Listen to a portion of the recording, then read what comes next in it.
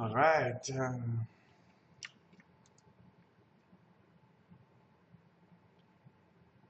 gonna wait a little bit till you guys get on.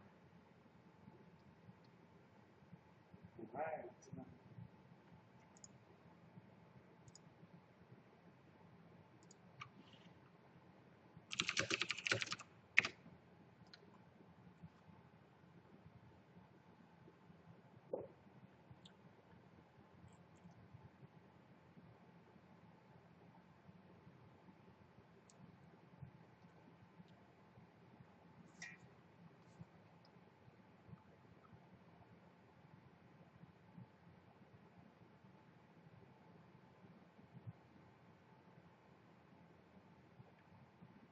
Round two for sure, man. So I kind of wanna get going on the fun part, I guess. Um, so I hope you guys practiced or went over some of the concepts from the previous video and thought about instances and smoothing groups and that kind of thing. Um, so I'm gonna start this one with some simple functions for modeling that I think are like um, super important, very basic too. So let's get started.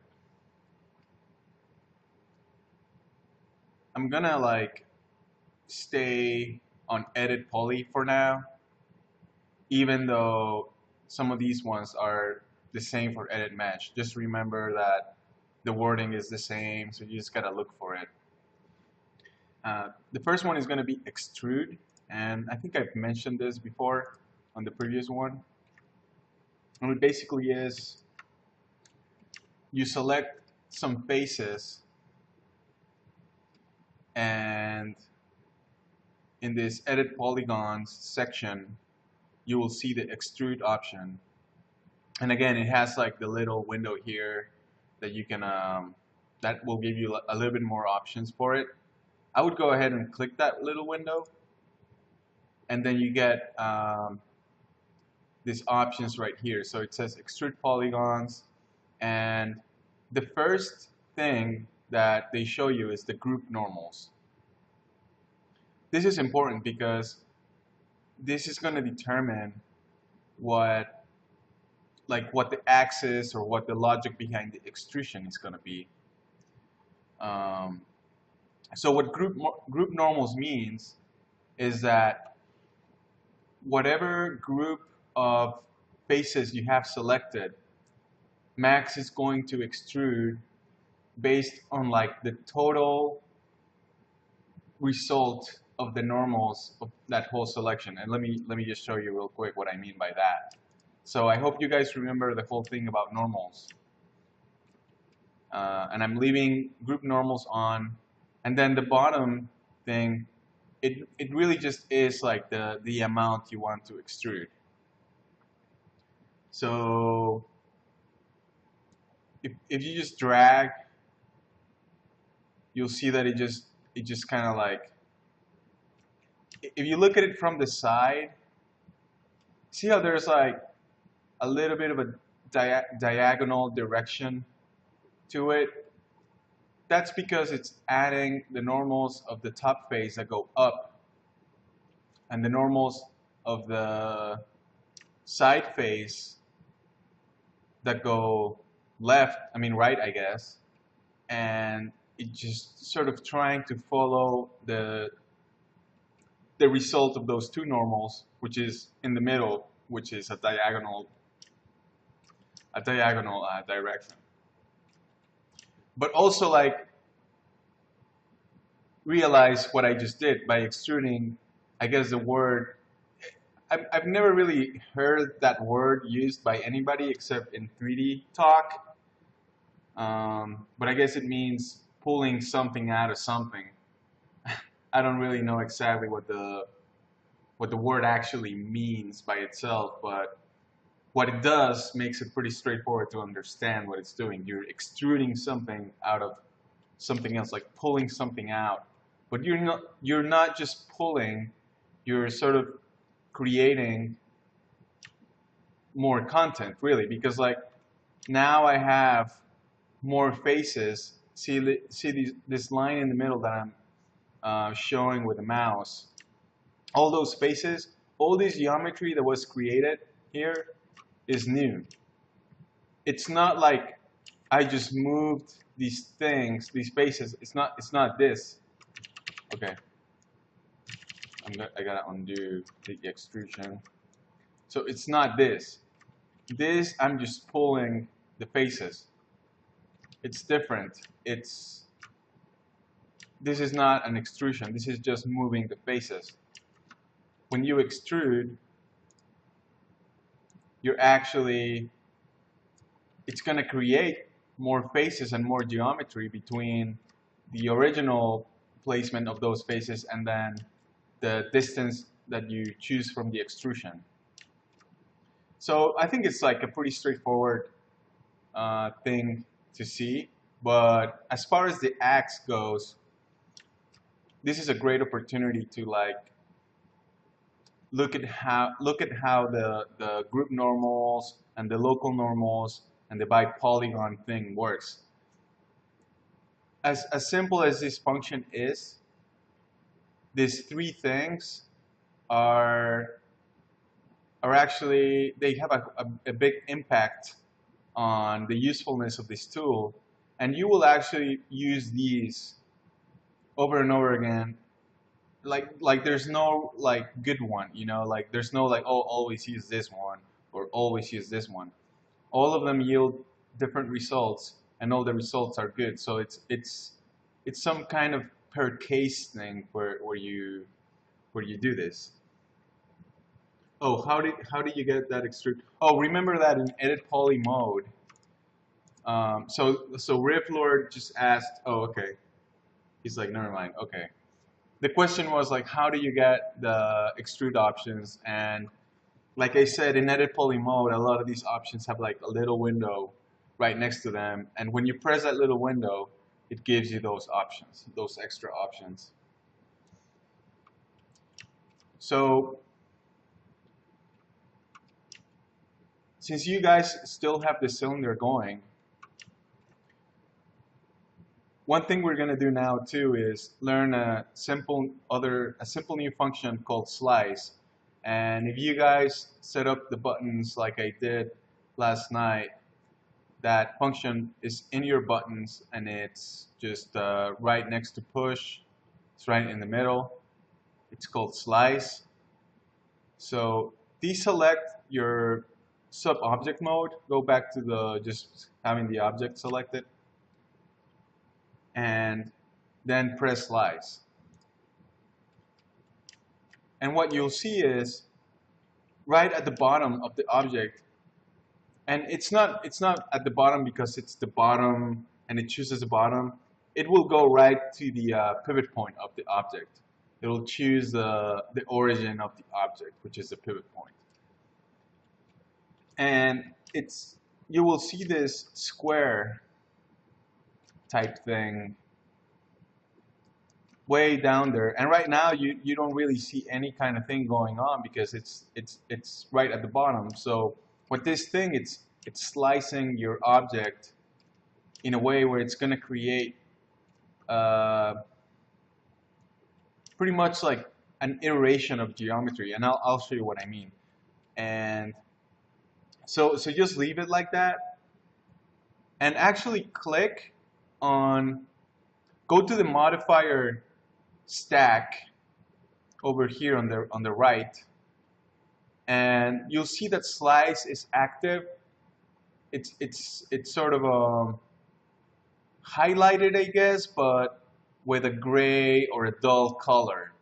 What that means is that the function is just active. But if you actually click it again, if you click the function, you'll see that it gets highlighted with a yellow or more vibrant color. So go ahead and do that. And what happens when you do any of that to actually any modifier stack especially ones like slice or what other one would be, um, the FFD modifiers that I will that I will show you guys later. But slice is one of those where you always want to click it, because what happens when you click it, you can move that box around, the slicer, I guess. And once you move it around up and down, you will see that it's pretty obvious what it's doing. It's basically slicing the model, and if you rotate it, try rotating it, and you'll see that the slice will just go through the model in whichever way you're placing this thing. I use this tool all the time. It's very, very, very useful. And also something I do a lot too is sometimes you might want to slice it and remove either the top or the bottom. And it gives you that option here too. So on the modifier section here, you'll see that slice has like 4 options as well. And I would always leave it at polygons too, by the default. I almost never go to faces. I always leave it at polygons, so that's something to keep in mind. If you make it go to faces, what happens is it will actually create verts, extra verts on the invisible faces, because it will be slicing the invisible edges, I mean, and create verts there. So you don't really want to do that. You want to really keep it on the polygons. And right here, the default is refine mesh. So it really is just adding like another iteration of geometry. That's all you're doing right now. But if I say split mesh, what it's doing is it's unwelding those vertices and creating 2 separate elements of the same object. So if it's split mesh, later on I can select the top element and move it out of the way without having to detach it, because the slice thing has split them already. I don't normally use that one a whole lot, but it also comes in handy in some cases. The ones I use for the most part are remove top and remove bottom.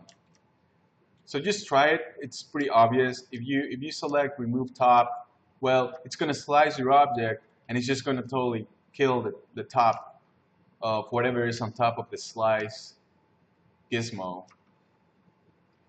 And if you choose remove bottom, same thing. It'll just go to the bottom. And if you keep moving it around, just try keep moving it around, you'll see that it's like real time. It's alive. Like you can sort of tweak how you want to slice something, which is cool, because you can be like, oh, you can be very specific about how you slice your object. So definitely keep this thing in mind, that you can actually select the modifier that you're doing and move it around or rotate it or even scale it sometimes. Like scaling the slice gizmo is actually has no purpose really, because, or actually, oh look at that. I guess it does can create some funky effects, but I almost never use it. That's why I was a little bit surprised that it actually has an impact. But see how confusing this is? I don't know what I did to it, and now I'm slicing and I'm looking at it like this, and it's doing something totally off. So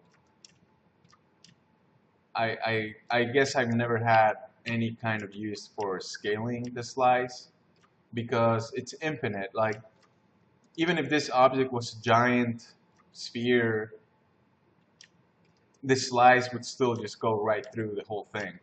So there's really no point in scaling it. But anyway, what we're going to do for the axe, I'm going to trash the slice here again, go back to normal.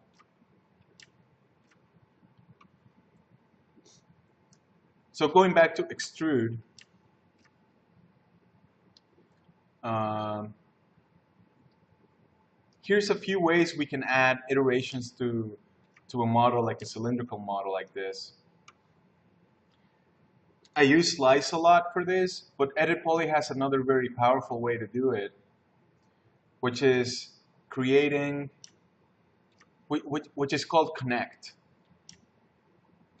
This connect function is very useful, and what it basically does is it connects. Um, this is a little bit hard to explain.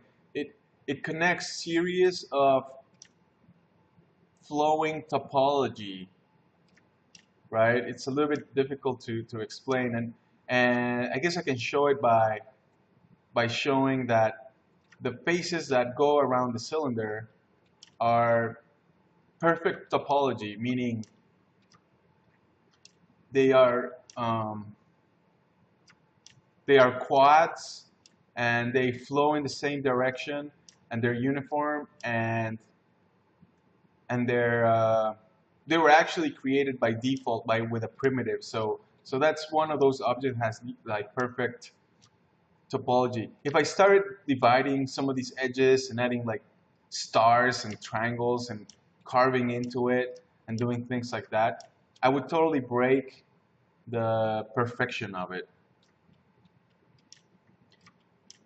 So, but anyway, that's something that is just gonna keep coming back to you guys. Like you will start to. This is something that I didn't get like right from the start when I started learning 3D topology and flow and all those things. Wasn't a thing that was obvious to me from the get-go. It's something that I want you guys to start thinking about what topology means and what good topology looks like. But for now, just sort of follow this.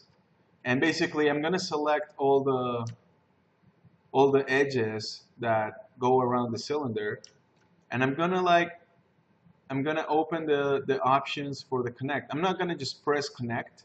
I'm gonna open the little options or the settings here in the little window. And right from the start, by default, you'll see that it sort of sliced the the cylinder in half. But this is different from slice because it really has to do with the math of that selection of edges. And it goes right to the center because by default, it's only creating one segment. So it picks the middle segment. So if instead of a cylinder that looks like this, we had like a crazy tube that was all squiggly, then it would still try to pick the middle point of that squiggly tube. But you can also move this around, but you don't really move it by moving it with the gizmo. If you do that, I guess you can do that, but it's better to move it with this slide option that you have here. It's the third one. So on these little options that you get, by the way, these didn't look so small before. I don't know why Max decided to make this so tiny little cryptic little icon things, but I guess if this is the first time you guys use the program, then you'll get used to this instead. I got used to a different type of thing, but anyway. So the third one is called slide.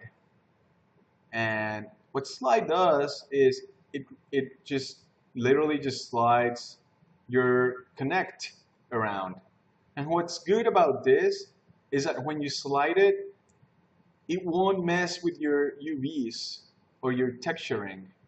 And I'm gonna show you what that means. Don't follow this too much. Just watch. I'm gonna give this cylinder default checker material.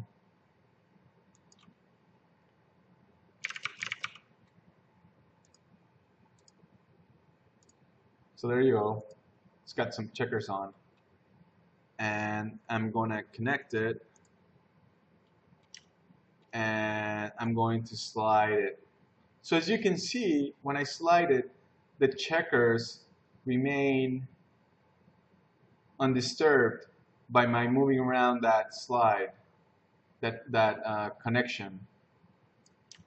If I actually moved that edge with the gizmo, with the moved gizmo, see how the texturing or the image that's on the cylinder gets totally skewed and stretched. That's because when you move it with the option that's in connect, while you are still here, it respects your texturing, it respects your UVs. So it's really good to whenever you do anything like this,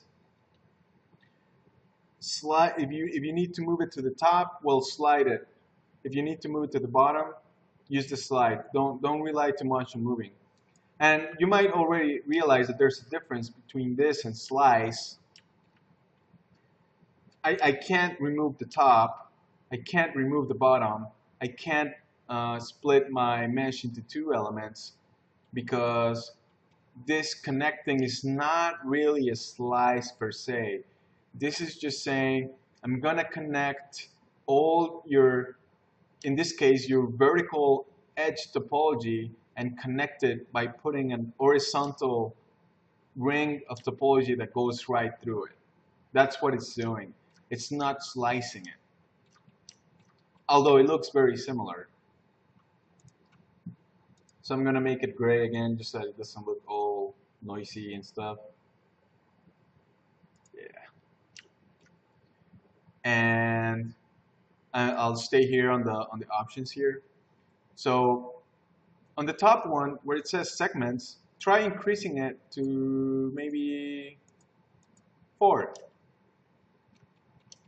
So now we have 4 rings of new edges that go around the topology of the cylinder. So that's a cool thing about Connect. You can keep adding more and more. And again, I've made the mistake of sliding this number way too far before, and it just gets really crazy. Like don't take it too far. See, I'm just going and going and going, and it's starting to get really high poly. Like it could get bad if you are not careful. So keep your number small here. You never really need to connect more than 4 or 6 times.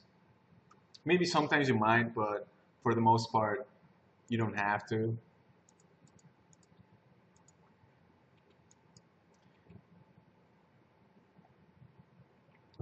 And the other option is called pinch. So just try it, and it's pretty straightforward. It'll pinch the it'll pinch your new edge loops. You can tell this thing to pinch it a lot, or even go above the default to sort of like really open up how you're connecting this thing. So all these things, all these functions and slice combined, I think are what you need to know to create interesting things with cylinders. And since we're going to work on the handle of the axe, I'm going to be using this a lot actually. So I want to show both options because they're different, yet they create a similar result. Although for modeling something clean right from the start, you probably want to use Connect a little bit more than just slicing things. You can also be very deliberate and just slice things wherever you see fit. That helps too, because the problem with Connect is that you're kind of stuck to the topology that you picked to create the connections. With slice, you can slice whatever you want. And also, when you move the slice modifier around, it won't affect your UVs. You're going right through the model. But anyway, for now, I'll probably stick to Connect. And I'll probably be creating edge loops like these and then moving them around a little bit. at that point, you're just free to do whatever you want with the topology you're creating. And I'm gonna lower the number right now to even just 1. Zero out the pinch, zero out the slice. Actually, 2 might be good.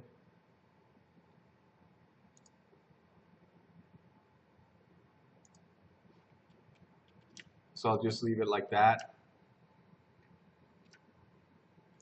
And since we're not actually even texturing yet, it doesn't matter if we stretch things or not. For now, let's not even worry about that.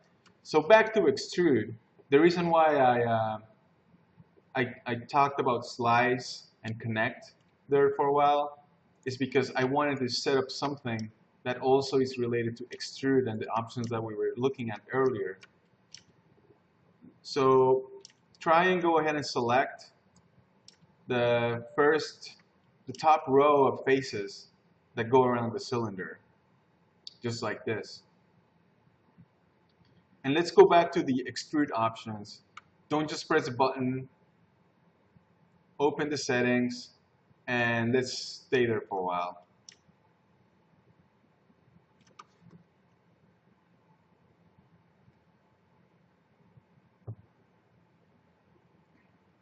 So let's just leave it there with the default group normals and try to just extrude. Well, this is pretty crappy. I don't like this at all. This is not useful in any way. It's sometimes these default group normals thing works, but for what we're trying to accomplish here with a cylindrical object, it's totally garbage. It's useless. It's completely useless. You don't want to do this. So I'm going to undo that. And I'm going to go back to just selecting my faces. And actually the options we want is going to be local normals. So what does that mean? Remember the normals thing? I'm going to turn on the normals here.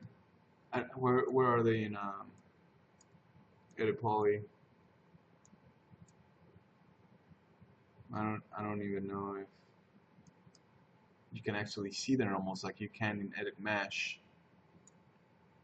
Well, it doesn't matter. I'm just gonna like explain it a little bit. So remember the normals thing last night, how all these faces have these lines that point in that direction, in the direction that they're facing, literally.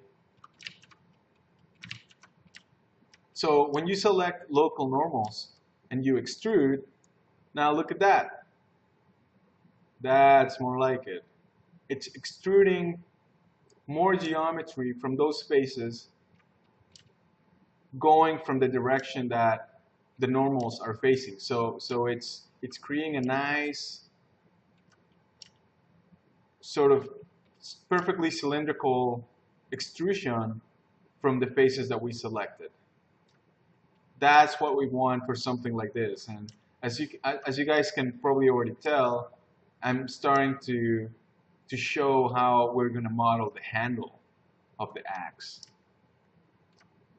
If you look at your image, you can see that these things right here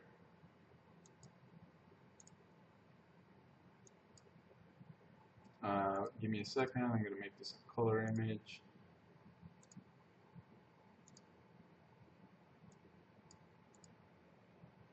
Just make it really obvious. So these little sections right here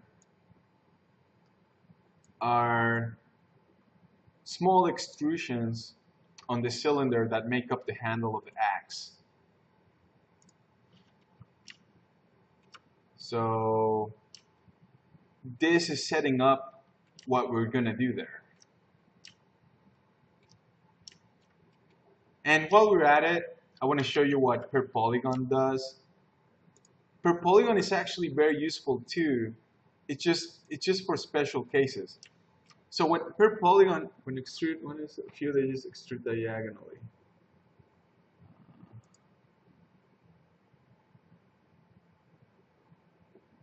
Um, I don't know what you mean.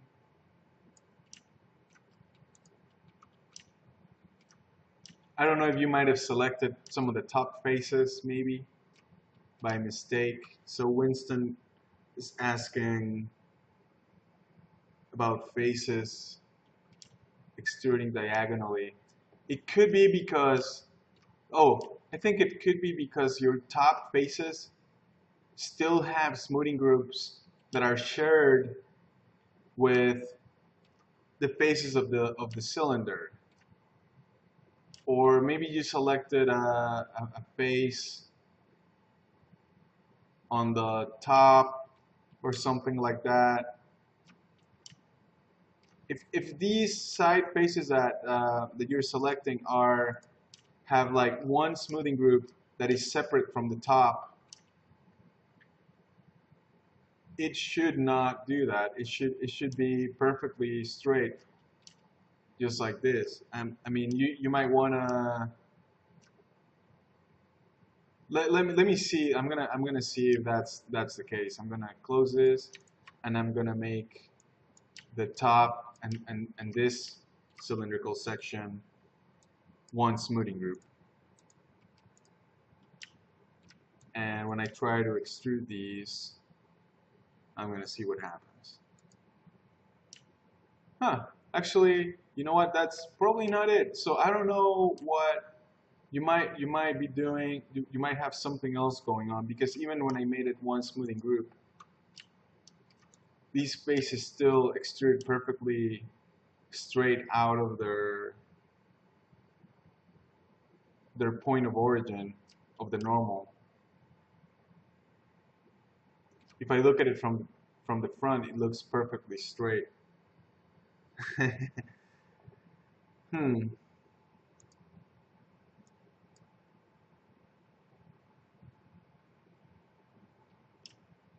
I let me try to think about what it could be.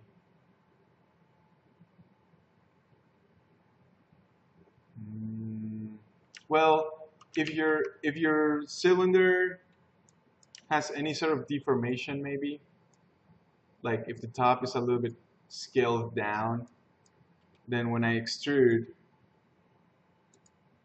it's gonna be diagonal like this.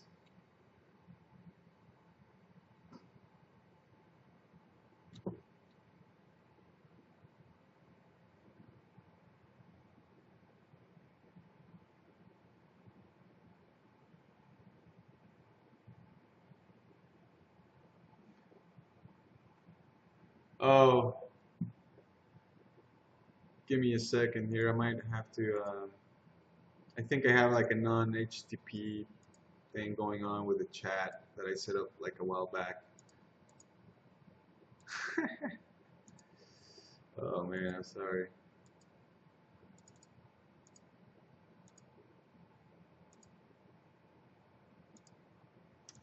Yeah, let me see if I can change that real quick.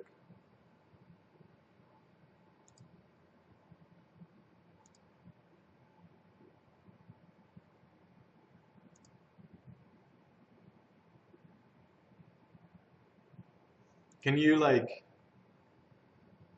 send a cryptic code link type of thing? If it's an Imgur or something?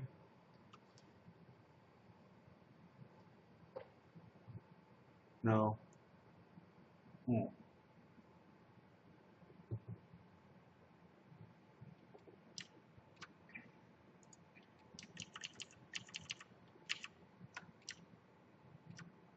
So they are diagonal, like they're going up or down?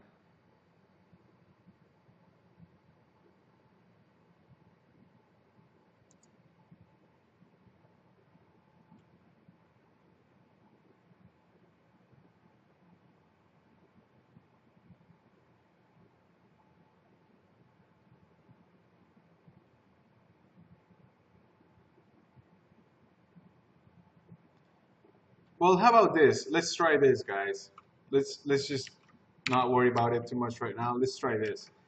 Delete that cylinder. Just delete it. It doesn't matter. It was just a cylinder. We can make a new one. Make it a 12-sided cylinder. Turn your snap on. Like a few of the polygons stay put. Okay. Yeah, he deleted his and made a new cylinder. Now it's working. Who knows? Weird shit like that happens. I would honestly do it again. Just start a new cylinder. Let's go from scratch. Go to edit poly. Go to edges mode. Select those edges in the middle. Go to connect. Give it 2 segments. Let me just change the color here. Select those faces and then go to local normals and now extrude.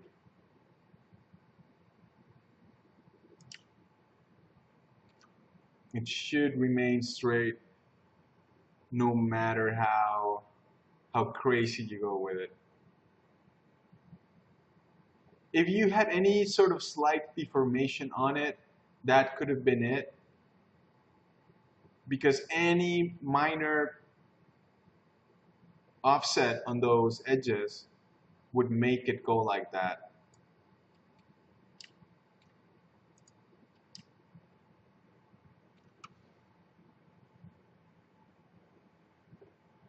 So I hope you can get it back to this stage.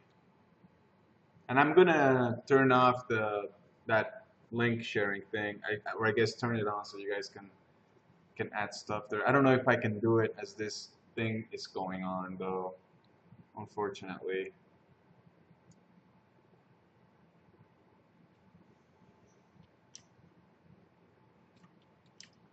But anyway, just play around with that thing. Keep connecting faces, and keep practicing selecting some faces and extruding them. Oh, always remember to select local normals. There you go. Alright, now my extrude doesn't have the group selection thing. Remember to I mean, I don't really know why that would be. Like, if you're in edit poly mode and you are in the extrude modifier and the settings, I don't know why it would not be there. I honestly don't know. I think it should be there like all the time. See if you're not in edit mesh or instead, because edit mesh extrude options are very simple.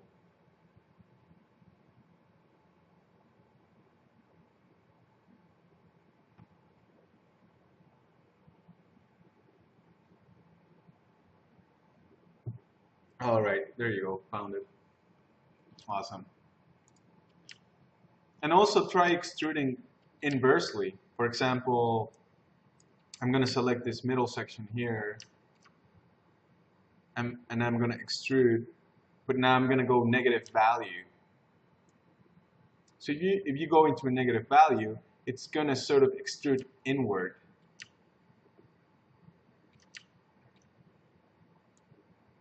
And it's kind of an interesting concept because it's kind of extruding onto itself.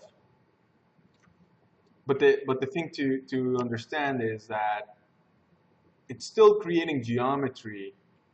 It's not just shrinking it. It's still creating geometry that will link from the point of the original, the faces, to the point of the negative value that you're picking as an extrusion.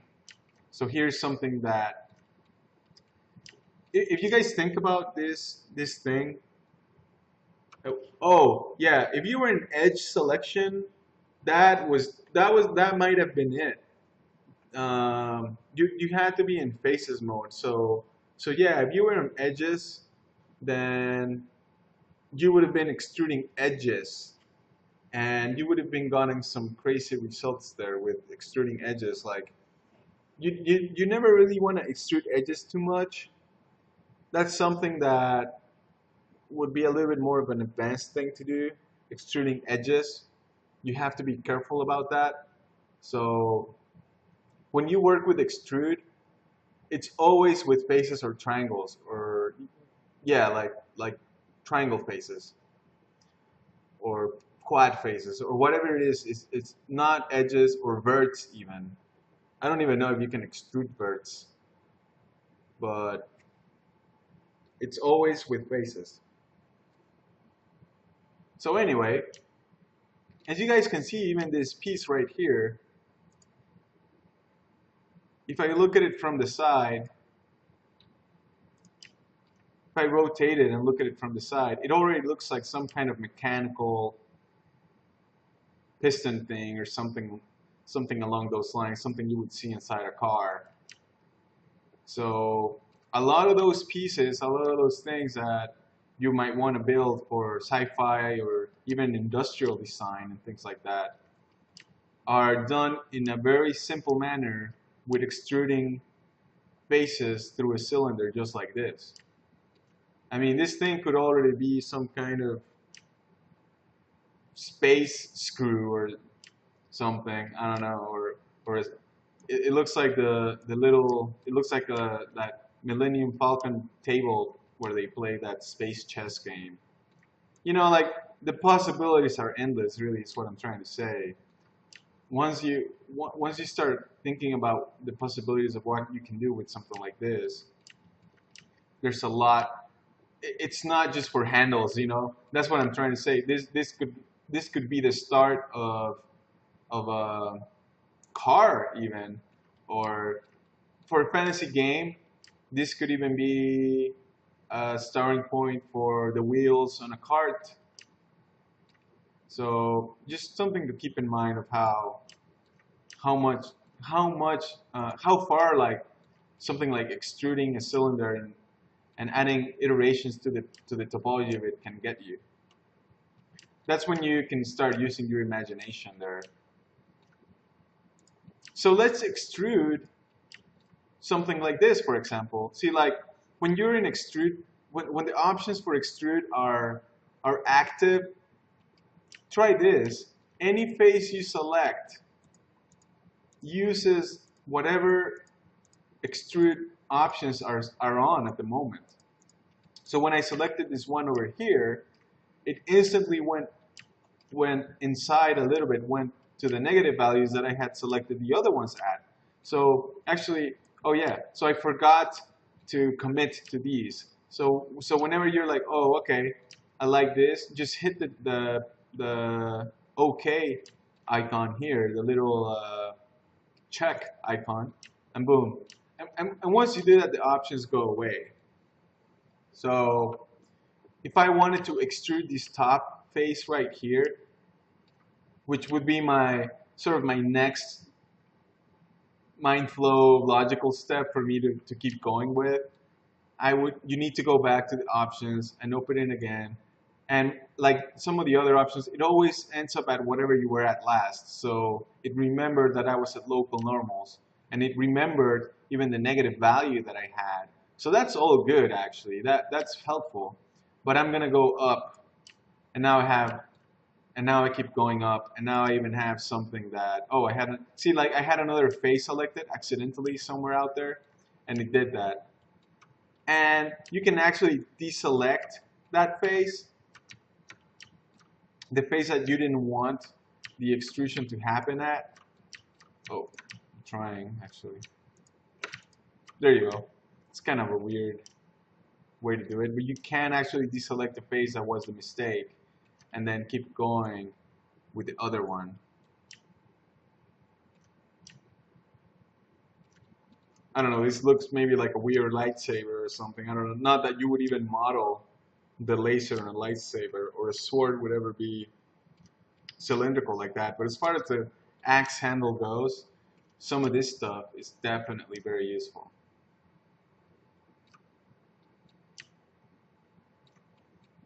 So I think now is a time when I want to start with this very simple extrude exercise, but I'm going to get right into how you take a drawing and use it as reference.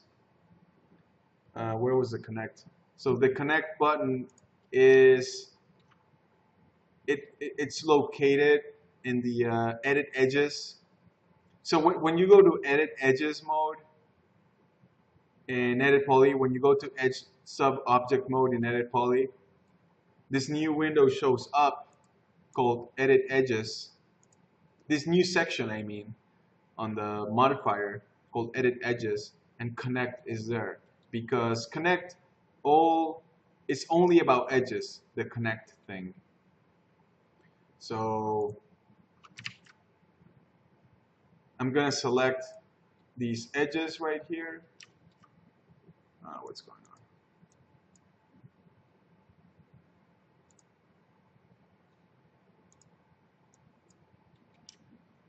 And I hit the connect button.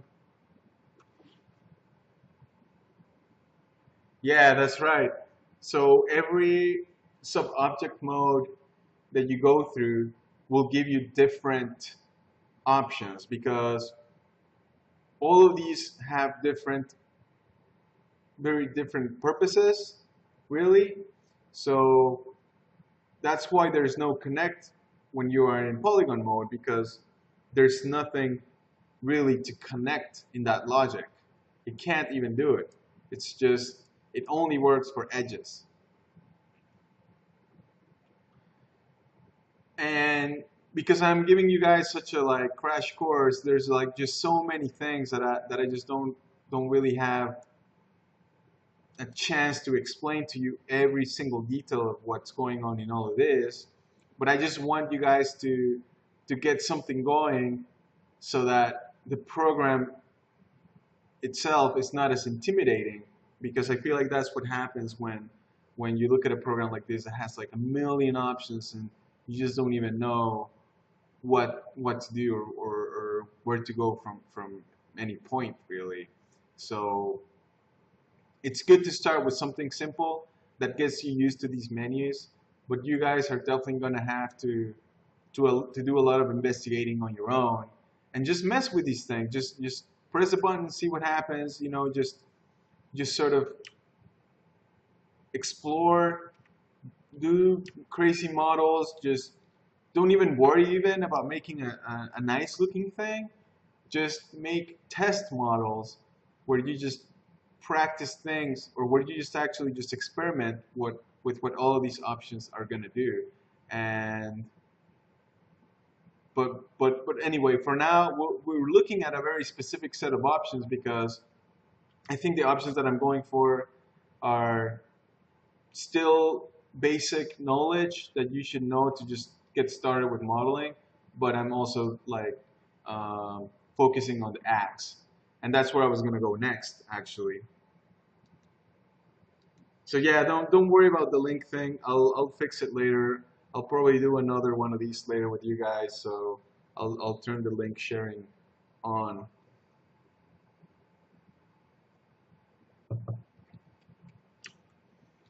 So let's look at the axe, actually. I hope you guys have Photoshop open and you have the image open. And what we're going to do is we're going to take this image into 3D Studio Max. But before we do that, let's do some Photoshop editing here. So the first thing I do anytime I'm going to take an image like this into Photoshop, I try to make it as friendly as possible for 3D Max to use it. And one of those things is making sure that the image is a square image, like this image right here is a rectangle. So that's not very useful for 3D Max. I mean, you can do it, but it's always better if it's a square. And Winston probably already knows some of this. I'm sure if Rifflord here has already looked at some of the game engine stuff, you will see that most textures are 1024 by 1024, 2048, 2048. There's never really like a weird number or a rectangular number. Like even though you can do 256 by 512, things like that, it's never really ideal to do anything like that. And as far as 3D Max goes, even though this is not as related to textures in game engine, it's still good to keep it square because it makes it simple for you to place it on a plane and have it be your guideline. And something that a lot of people used to do, and I think in some ways some people still do, is back in the day, the way to model a character, people would draw them on. I'm gonna try to find an image here and show you guys what a lot of people would do back in the. And I think this is still a norm in the ways for animation for sure. This is not. I'm just gonna try to find a crappy drawing here from the internet. I'm not even going for anything fancy. I'm just finding the first thing I find here. So for characters, what would happen back in the day a lot was people would draw things like this. Character turnarounds. And what these would help to do, if you brought this into 3D Max, you could place this in your front view, and then you could place this in your side view, and maybe you could place this in your back view. So you would model something based on a character turnaround sheet that you would draw so that you had a good starting point for your model. And I'm sorry, Brandon Solar, I'm using your art here. I really hope he doesn't hate me or anything. I don't know the guy. But I just wanted to show you guys a quick example that I found. And there's a couple problems here actually, like if you wanted to get nitpicky with this thing. And actually I'm going to do it with the axe itself too. See how like this back view, that the character is skewed sort of diagonally a little bit. If I show the rulers in Photoshop and I place one right on his middle axis, the character is slightly skewed. So this is something that would not be great as a guideline in 3D Studio Max. The front one is actually pretty good. It needs a little bit of editing, but you could work with this for sure. So I'm gonna close that image. And again, back to the axe. If I show the rulers, actually this axe is somewhat skewed. It's not 100% straight. So I think that's gonna require some Photoshop editing. So the first thing I'm gonna do before I straighten it out is I'm gonna make this image perfect square. So actually go to canvas size. Don't go to image size. We're gonna change the canvas, not the image itself. And right now this image is 4.611 inches wide and 10.819 inches high. So I'm just gonna increase it a little bit on the height, maybe a nice 11 inches, and on the width it's gonna be 11 inches. So basically, whatever your longest side was, you try to round it off to a nice number like 11, like I did here, and then that goes on the smaller size, which would be the width. So I'm gonna make it 11. The canvas extension color background doesn't really matter. I should probably make it white though, just to keep the image looking consistent. And boom, now this is what I have.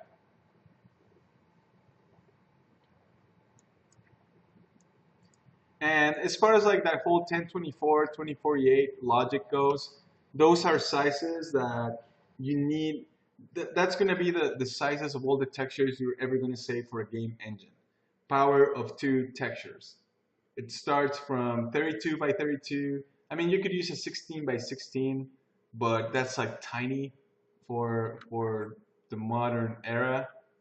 So 16 by 16 would probably be your smallest, and then you go 32 by 32, 64, 128, 256, 512, blah blah blah. These numbers will be ingrained in your memory forever once you start working with textures and stuff like that for games. But this image right here, it actually doesn't matter what size it is as long as it's square. You might want to make it a 2048 just to start to get the practice going, or the 1024 or something like that. But it really doesn't matter because it's just going to be for 3D Max and for us to guide our modeling. So you made the image square. Now let's straighten it up a little bit. Let's just try to make the handle be sort of 100% straight so that the center of the bottom of this handle matches the tip of this like spear tip here.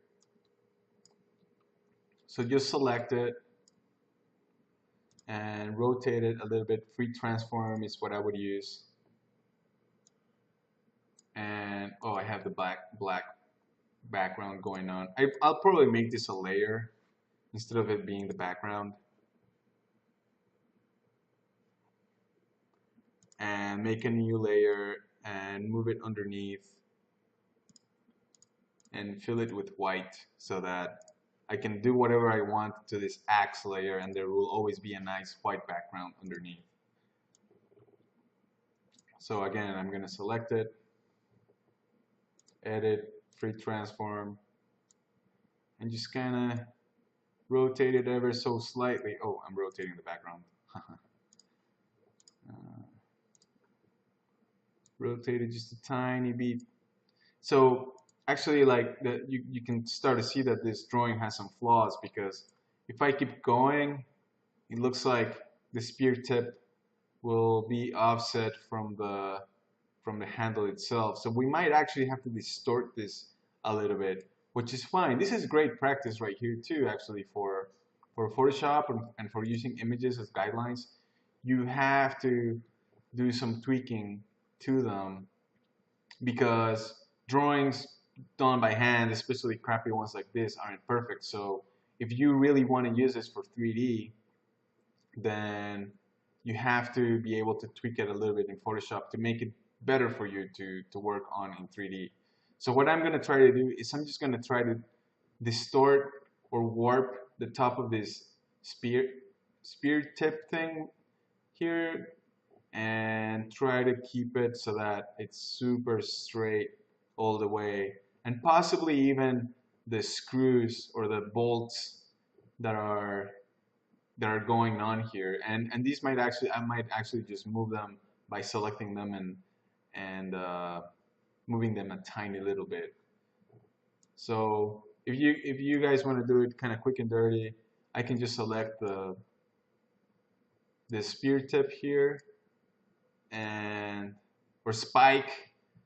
I think spike is probably a more appropriate term for this thing, and just move it a little bit so that it's somewhat symmetrical. What was your canvas size? Oh, I made it 11 by 11. I basically took the largest size and I rounded it up, and I used that number for the smaller size. And I also made it a layer, and I put a white layer as a background so that you can mess with the axe and not get any kind of weirdness there.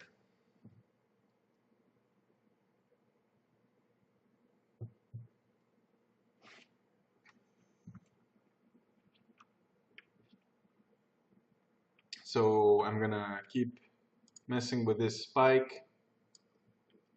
try to make it so it's almost symmetrical with the line that I laid down. And you could actually get a little bit fancy here and almost like predict what you would do with 3D Max, which this spike would, for the most part, probably be symmetrical. So I could like copy paste that side and then mirror it, flip horizontal, and then kind of place it back. So now we're kind of starting to mess with this drawing a little bit, but that's fine. That's okay. You can leave it like that. I don't know if this was the best. Maybe I'm gonna like move it a little bit off. But you guys will see that this is not like a perfect art because we're gonna try to base something off a drawing, and it's gonna change in 3D. So I think this is good enough. And as far as these bolts that are going on here on the axe, I think I'm just gonna select them and kind of move them more towards the center of the ruler. Yeah, that's good enough. And now we have something that is way better at guiding our model, because it's straight and it's a little bit more symmetrical, and there's nothing getting too skewed getting out of that axis that we laid down.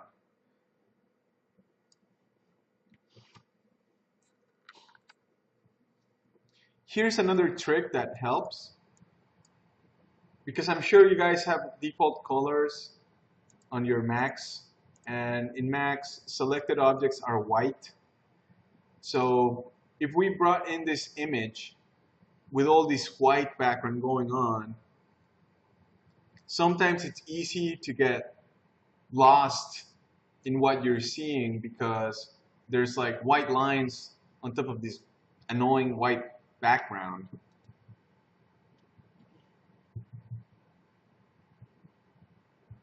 So one thing I did to make up for that is I actually like I like to, this is just my own thing.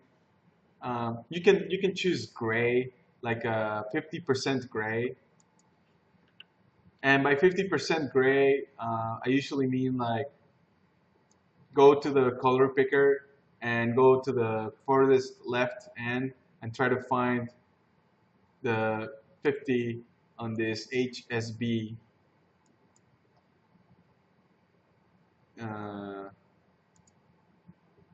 slot right here. And usually 128, 128, 128 on the RGB values give you that perfect 50% gray. So that's something that I would do, is choose 50% gray, make a new layer, put it all the way on top, fill it, and make it a multiply layer. So basically what that did is I kind of darkened the white, and I can still see a lot of the line drawing. The line drawing is pretty much unaffected. So, but this will make it easy to read in Max when you have objects that are white and with brighter colors. The white itself is going to mess you up, because I've done this before where I bring in an image like this and I start to get really annoyed because I can't see what I'm doing. So making it darker is a really good idea. And I usually tend to go even darker myself. And I actually like to select something a little bit with a color, like a dark purple works really well for me. The color annoys me less, and it makes it a little bit more pleasant to look at even. Not that it makes any difference, but sometimes when you do this kind of stuff, you still might want to have a little bit of fun or make it pleasing for yourself. So like a dark purple is usually what I tend to go with. So the purple itself makes it look even darker, even though the purple values might be lighter. So because it's just a color that is like normally, even when it's at its brightest, it can actually have like a darker what do you call it, spectrum or something like that. So dark purple, pretty good. So I'm just gonna leave it at that, and I'm gonna save this image.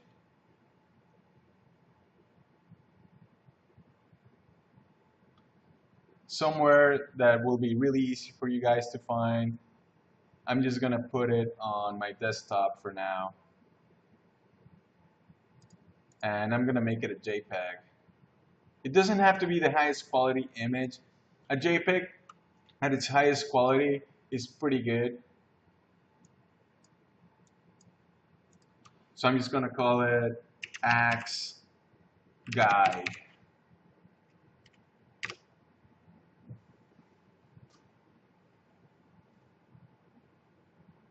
Oh, so the background stays white. Oh, I think you're trying to fill the axe. I think this is what you're trying to do, if I'm not mistaken, or something like that. I don't know. Like, if you make a new layer and put it on top, and you fill it with the dark color and make it a multiply layer. Maybe I just didn't explain that enough. So have your axe on its white background state and make a couple new layers on top, or just one, but make it a multiply layer, and then fill that layer with the darker color, and I think that should get you the result that I have going on here.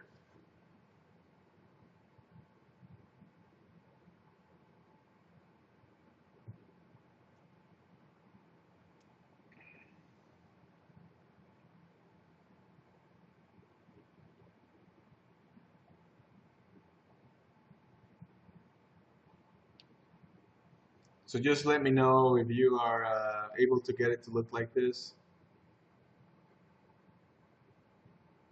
and we'll keep going.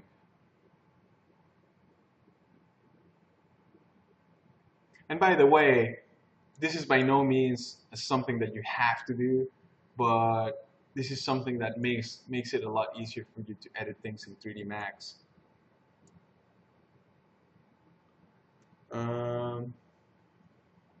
So I made a new layer, change it to multiply.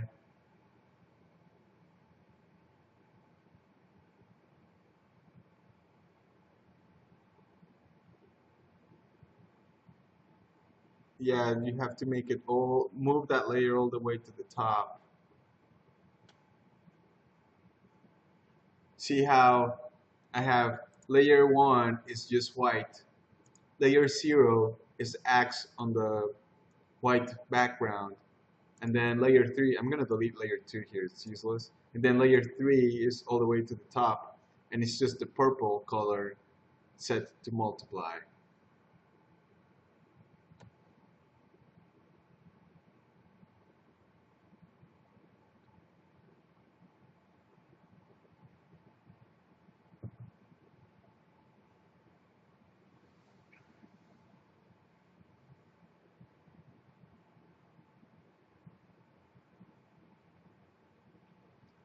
Cool, cool. So awesome.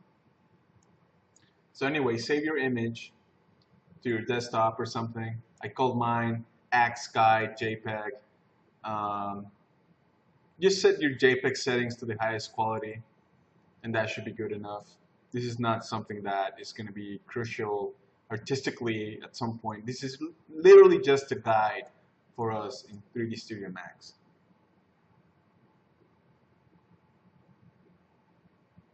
Oh yeah, that's right. Layer 3 was your. Oh my God, thanks, Winston.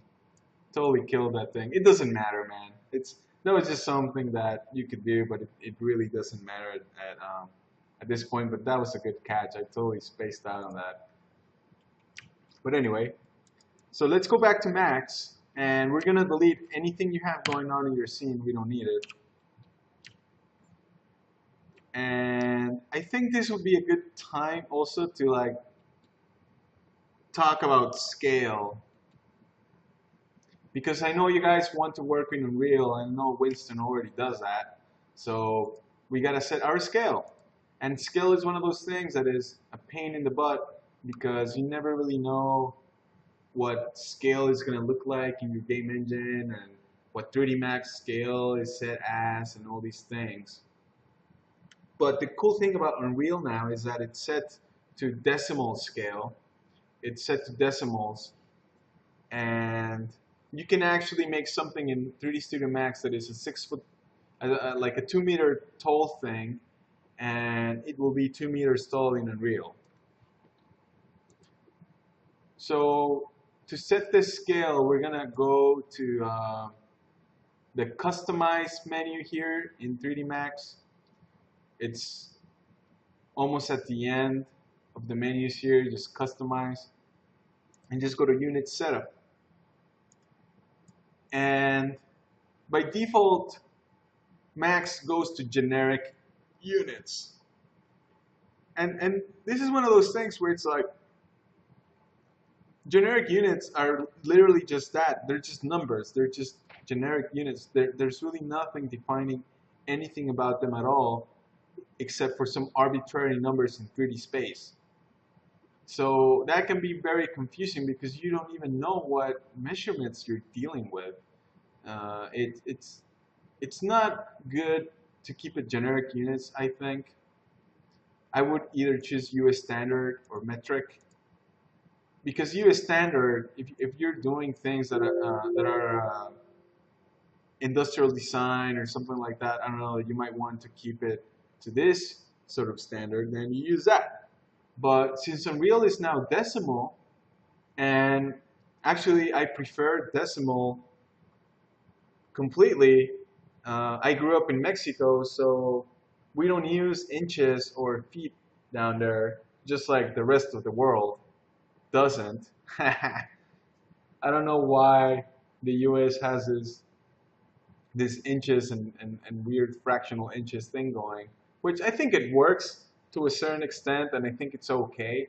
But metric makes it so much easier because you're just dealing with pretty much tenths, and like a meter is 100 centimeters. Done. You know, there's no fraction, there's no sixteenths or things like that. So I much rather prefer the metric, and Unreal uses that, so that's great. But we're gonna choose centimeters actually as your unit scale, not meters, because meters is too big. Meter, like a unit in Max being a meter is too much. It's almost like if you make something in Max that's 2 by 2, it's already 2 meters by 2 meters, and I think that's just way too much distance for just a single unit. So what we do is we choose centimeters and hit OK. And right after you did that, you will see that a lot of things change, because now when I create a sphere or a box or any kind of primitive, you'll see that the radius has centimeters there at the end. It's actually already telling me, oh, this sphere is 62 centimeters on the radius. So now now I can actually have an idea of the scale and the size of the things that I'm putting down in 3D Studio Max, which is a good thing. Definitely is a good thing. So centimeters, awesome. And that's because now we can actually make the axe somewhat of a size that we might want to we might want to measure it even in real world measurements, like how big is this axe? Well, it might be like 1.5 meters long or something like that. So it's great to have a reference to real world sizes when you work with these things. So we set up our scale, and actually the grid right now is set to be 10 centimeters. Not sure if that's the best, but see, we can actually change the grid too. So if you go to the snaps button again, and you right click it, and you get the grid and snap settings. There's a home grid option, and what it shows you here is it's saying there's going to be a grid every 10 centimeters. Honestly, right now I don't remember what I have it set up at work. I know that 10 centimeters might be a little too small, but I don't want to spend too much time right now thinking about what the most perfect thing for this is, and you guys might not even care too much about what the grid spacing is. It's just a grid, right? But I will definitely come back with some better information for you guys as far as grid spacing and scale. Even scale is one of those things that's very tricky, but once you get it right, then you don't have to worry about it ever again. So I'll definitely have something for you guys pretty soon. But this is pretty much the basics of it. You change your unit setup to centimeters, not meters. Millimeters is too small, so centimeters is the perfect setting.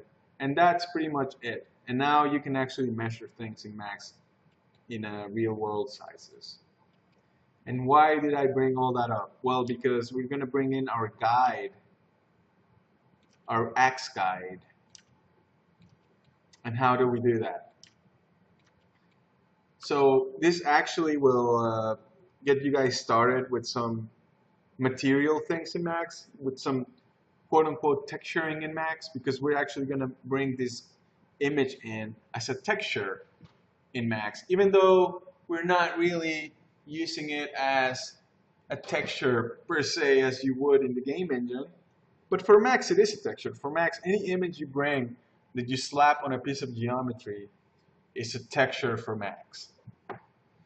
So best way to model weapons, I believe, is standing up, not laying flat on the ground. Standing up is usually the best. And this is one of those cases where I'm going to go off of orthographic or perspective mode. By the way, I don't know if you guys have noticed that I go back and forth orthographic and perspective. And I hope the difference is obvious. In perspective mode, well, you have perspective. Things are being distorted by perspective. A box goes, as the box goes into space, its lines would converge at some point. But if you're in orthographic mode, it's kind of like isometric. It's kind of like Diablo 2 look, where all the lines are parallel. They would never converge. And this is a useful mode for you to model that in some things, in some cases. It's kind of a quick and dirty way to just look at your model and things like that. But you kind of do want to stay in perspective, because if you stay in isometric or orthographic too much, then sometimes you just kind of lose the sense of realism of your model, because you're not looking at it in perspective. You're seeing it as, like, you would never see this in real life, right? A box which its lines never converge. Even when you look at something real closely in your face, it might look like it's not getting distorted by perspective anymore, but it is. So orthographic is good for editing certain things, and perspective is good for keeping track of how your model will look like in reality. So going back and forth helps, because one mode is good for one thing and perspective is good for the other, but perspective is usually where you want to stay.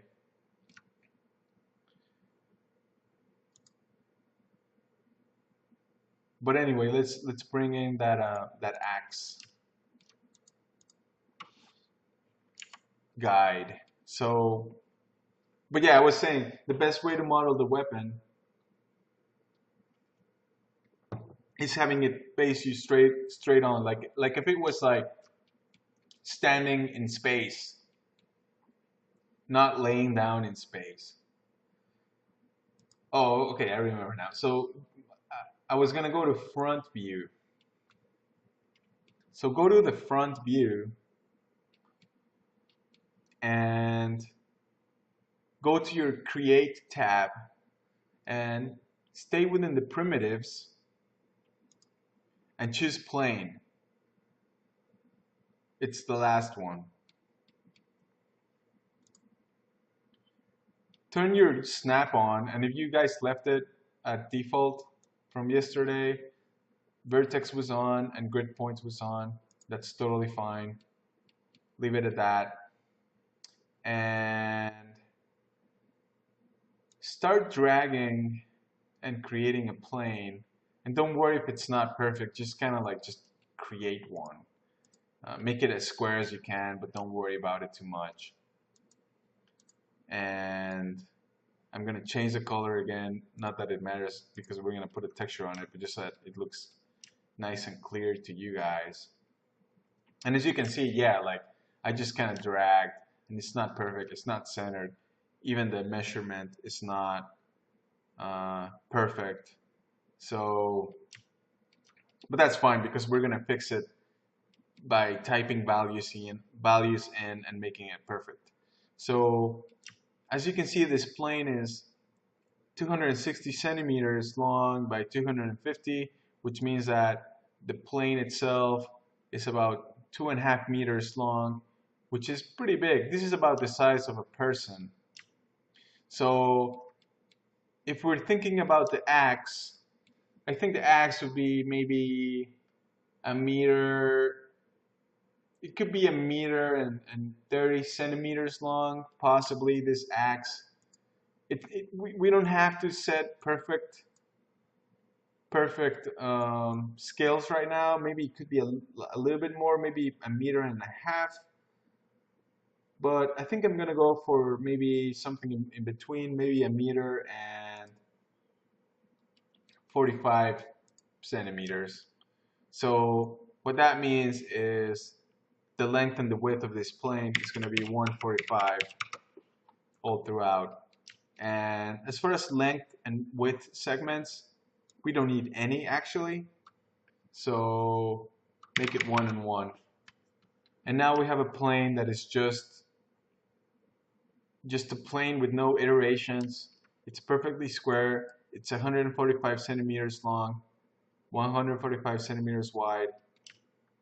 But it's offset, right? It's not at the center. So remember, I'm gonna select it and zero it out here on these location things here. And actually, by the way, if you right-click the Move tool, the Select and Move tool up here, if you right-click it, you get this nice little dialog that tells you what its position is in the world. So basically, these numbers that are here are down here as well. But a lot of times I actually do that. I don't go over here too much. I usually just right-click the Move tool and I go 0, tab, 0, tab, 0. And then it's 0 out. And I think there's actually another way to do it that somebody showed me recently, where you just right-click these arrows and it zeroes it out. So there's all kinds of ways to zero something out. I just show you 2 ways.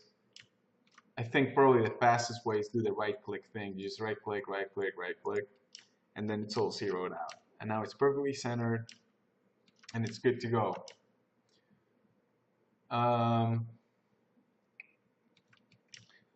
The next thing I would do is I'm going to move it back a little bit. Not a whole lot, just a little bit.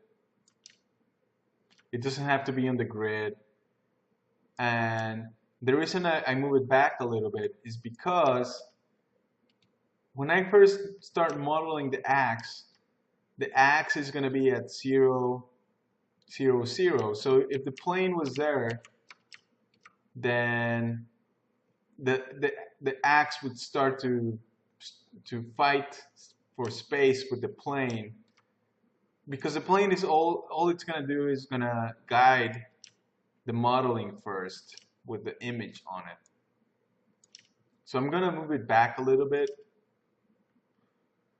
But when I look at it from the front view again, now it's nice and perfect and it's placed there, and it's gonna help out a ton. And there are other ways to do this kind of thing. I actually like this way because it's the quickest, fastest, less confusing way. There's a way to put an image on your background in Max. I'm not a huge fan of that. A lot of people might say, oh, you gotta do the viewport background thing and put the image in the background. I find that to be not really my preferred method.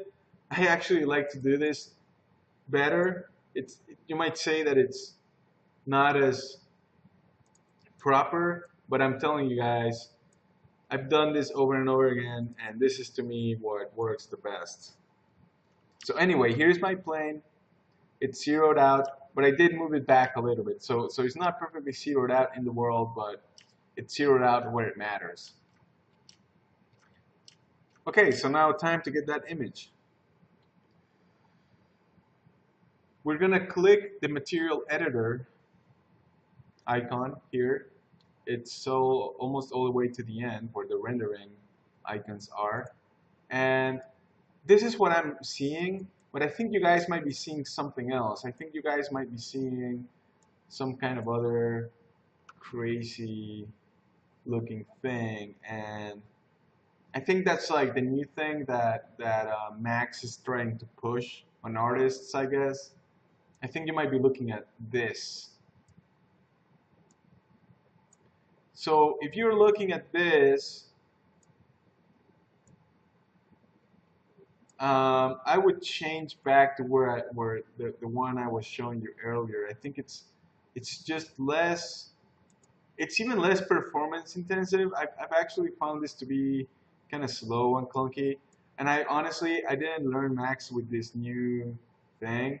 I should probably give it a try at some point, but I'd say don't worry about this. And so to go to where I was, go to modes here at the beginning of the menus and go to compact material editor, and that should change it to something that looks like this.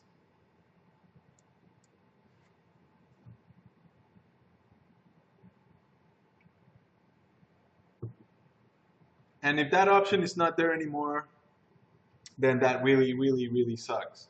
But I'm pretty sure that option should still be there because most people are used to this mode and not the new mode. In fact, I don't know any artist that actually uses the other mode. I'll put it that way.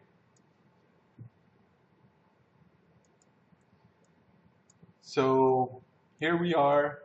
There's my checkerboard pattern that I did earlier, but we don't care about that one. What we care about right now is that axe drawing. So I'm gonna click on any other empty default looking sphere, and I'm gonna look at this. There's two ways to approach this, but I'm just gonna show you guys the logic behind this.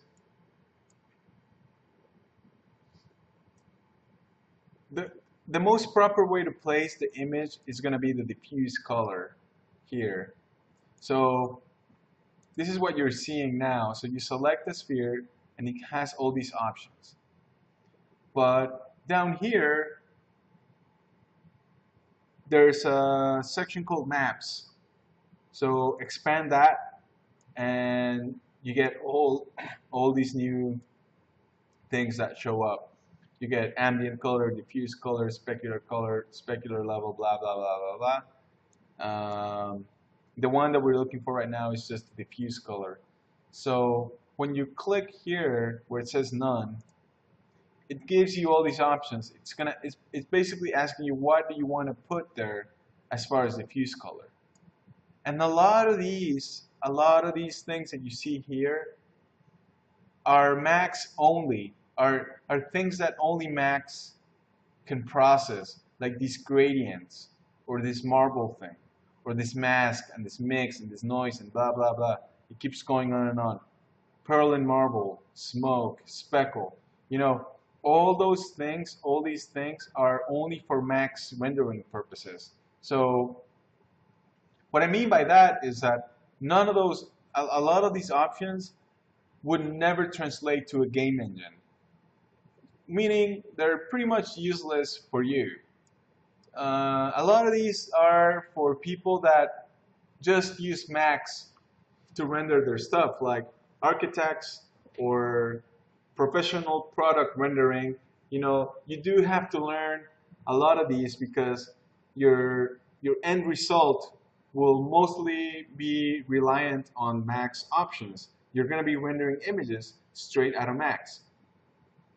So because of that, they have all this stuff that you can do. Ray trace materials, blah, blah, blah. There's just so much stuff that Max actually can do, and it's actually pretty powerful. And even though sometimes there's a rare case when you might want to mess with these and create something interesting, you can actually create textures out of it, but it's very rare. I would not even worry too much about any of this stuff except for a few things. The most important one being the top one, bitmap. So this means that what do you want as your diffuse color? And just to give a quick explanation of what diffuse means, diffuse color means sort of the natural state of color of whatever material you are creating. For example,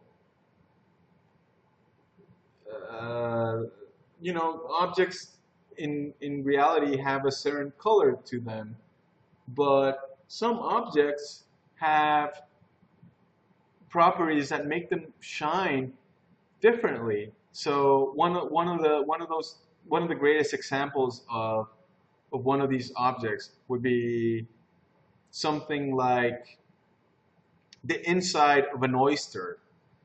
The inside of an oyster has pearlescence. It has tones that react differently to the light. As you move the object around, you'll see that it looks purple or blue or pink, but the diffuse color of that thing is pretty much probably just gray or white, but it's the properties, the chemical properties of its composition that's giving you all these blues and greens and purples. But that's not because like it didn't have purple painted on it and green painted on it, because those values and those tones are not stuck to a specific point. These it really they're mostly stuck to where the light is hitting it from. So there's a difference between how something reacts to light and how what the actual base color composition of something is. So that's kind of the logic behind diffuse. It's just like it's a primary base state of color. So we're gonna find the image. We're gonna press bitmap, and that's something I know it sounds kind of crazy, but in modern game engines like Unreal that use a system called physically based rendering, they're actually trying to come up with ways where rendering different types of materials has more realism in that respect, where they're actually trying to even simulate properties of metals or properties of how things react with light, rather than faking them like maybe old school game engines would do, where if you wanted to create something that looked pearlescent, you would actually paint purple and green and pink values on it to sort of simulate and fake the effect that pearlescent things have. With Unreal and newer game engines, and this is just going to be the future really, is it's going to be more about simulating actual properties of the composition of materials to get really cool, interesting effects with how light hits them. So I think these kind of concepts are really good to know and to grasp, because it's pretty much what the standard has become for and it's becoming for game engines. But anyway, by default, when you go to the select bitmap file, I think Max goes to this weird folder that has all these weird images with like hair and faces and stuff like that. It's like a default folder. So let's just go to our desktop or whatever you saved your image and just look for your axe guide and open it. And now you will probably see that it's now on the sphere. You can actually see it here in Max, but it's still not on your object. And in order for us to put it on the object, select your object and then select your material and press this button right here. It looks like a little sphere with a checkerboard pattern with an arrow that goes into a box. So when I press that, this happens. And you will be like, oh, what the hell? I don't see the axe. This sucks, right? Like, I'm like, why is it still not even showing? That's because this option is not on.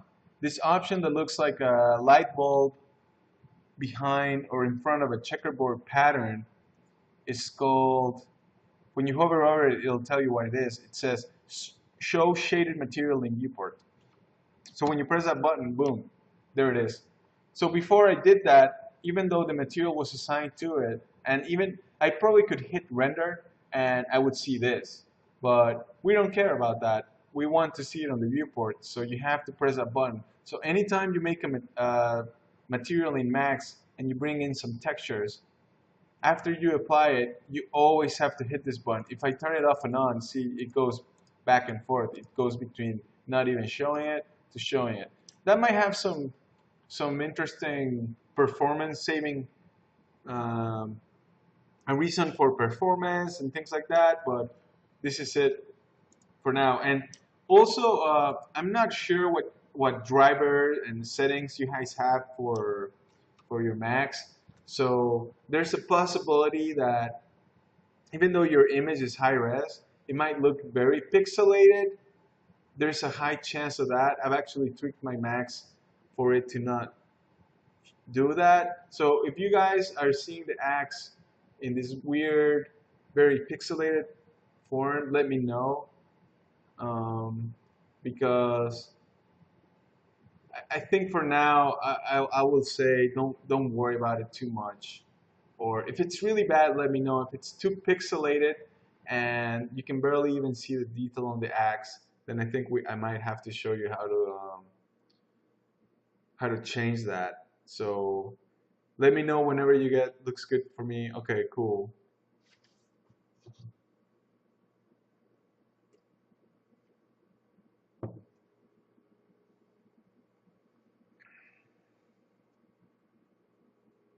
All right, I'm pretty sure that then it probably looks good for Riff Lord.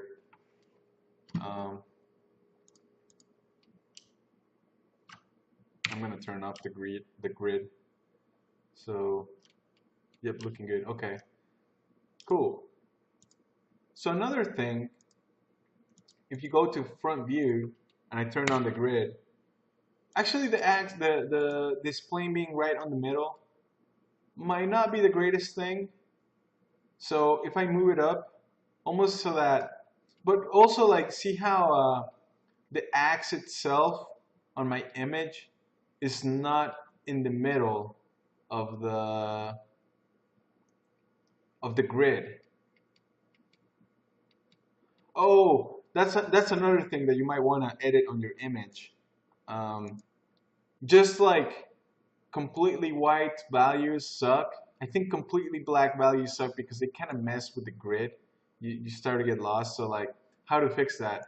Well, you can actually lighten your layer with the axe on, with increasing the brightness a little bit, just a tiny bit.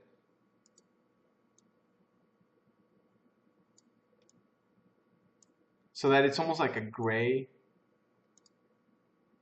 And if you guys don't want to do this right now, don't worry about it. This is just me being really nitpicky about how the values look like. in Max of my guide. I mean, I could spend more time that I should probably do like tweaking that image to make it perfect for Max. Oh, the grid shortcut. Oh, just G. Pressing G hides the grid. And whenever you save an image that is being used in Max, Max usually updates it instantly. See how it changed? So actually, like as you guys can see, like I'm not worrying too much about the image being crystal clear in Max because it really is just a guide, and I don't want the image to ever get in the way of my modeling. So what I was saying was that the the axe itself is not right on the middle. So actually don't worry about the plane being 0, 0, 0 and perfect. Actually put it wherever you think is going to make the actual model be modeled as perfect as possible. So I had to move it to the left a little bit here. And now even the spike here on top looks like it's pretty good. Like it's pretty right in the center. Even the bolts look right in the center. So if you guys remember all the little tweaks that I did in Photoshop, it's because of this reason. This is what I was anticipating. They were not done because I'm OCD about things being straight or not. It's because it would make it easier for me to work with in Max. And that's pretty much the setup for our guide, except for one last thing. I'm gonna freeze this object, and when you freeze an object in Max, it makes it so that you can't select it at all. You can't edit it, you can't mess it up. It's just pretty much frozen there in the viewport. But by default, when you freeze an object, so I'm gonna freeze it by default, and to freeze an object, you right click it, and it's actually one of the first options here. When you right click an object, it says freeze selection. So if I freeze it, you see this. It just totally blanks it out. Like I can't select it. It's gray. It's like it's pretty much uneditable and even unviewable at this point. It's gray. So that's not gonna help us right now. Sometimes it's good to keep it gray, but right now it's really not gonna help us. So I'm gonna unfreeze all. And this is something I actually don't like about Max. Unfortunately, they haven't changed this option in years, and I'm talking decades, really, not just years. But you can't unfreeze things per object. You always have to unfreeze all. So you either freeze or unfreeze everything that you want to freeze or not. But that's just something we just have to deal with. So I don't want it to get frozen and look all gray like that. I want it to be frozen and remain with the texture on it. So I'm gonna right click it, go to object properties. So right click the object, go all the way down around here. There's object properties, and there's an option here that's on by default that says show frozen in gray. On the display properties section, keep going down, and show frozen in gray should be unchecked. And I uncheck it, and I say OK. And I freeze it again, boom. Now it's frozen, I can't select it, I can't do anything about it, but it's not grayed out, and I can still see the image of the axe on it. That's what I want.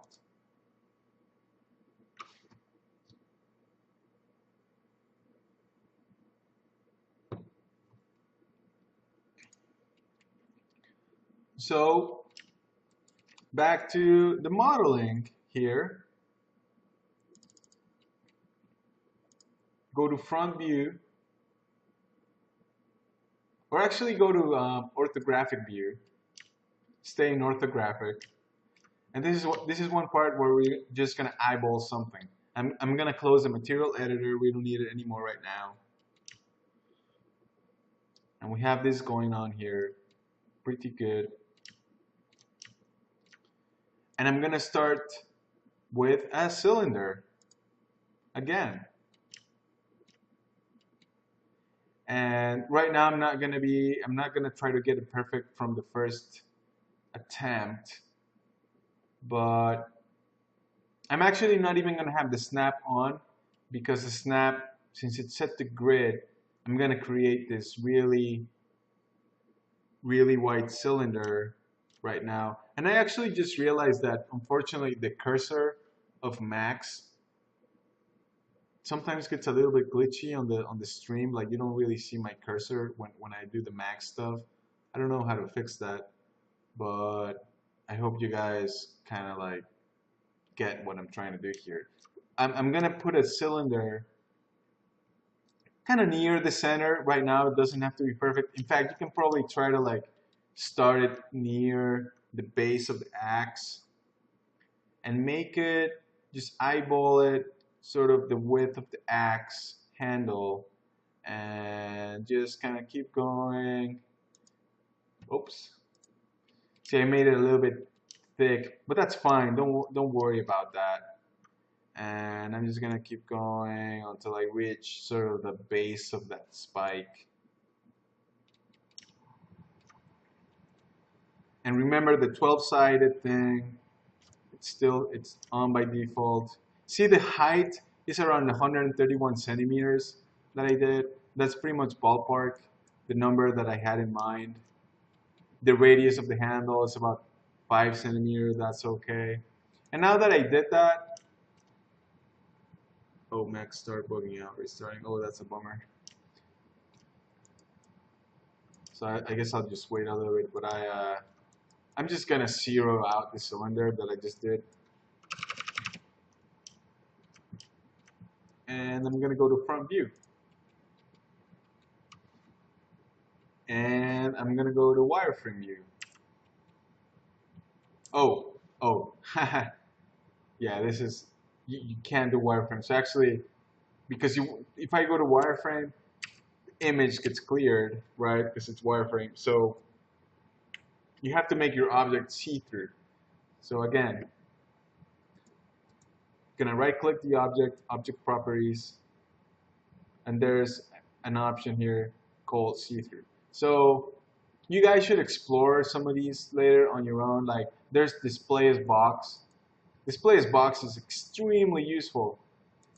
You might not care about it as a beginner modeler, but one day you will be glad this option exists, display as box. But anyway, see-through is what we want right now, and there it is. Oh man, this blows right here. It's see-through, but it's just so bright. So actually, there's another alternative that I think we can do. The visibility, we can lower it. Yeah, there you go. That helps a little bit more. Probably even go lower. There you go. Dang, visibility 0 then. That actually works really well. I haven't done this in a while, so I forget some of these tricks. So actually the visibility at 0 is perfect for this exercise because it makes your object be 100% wireframe while you are still in the shaded mode in 3D Max. So I'm just gonna wait for Winston here for a second, and till he gets back on this mode.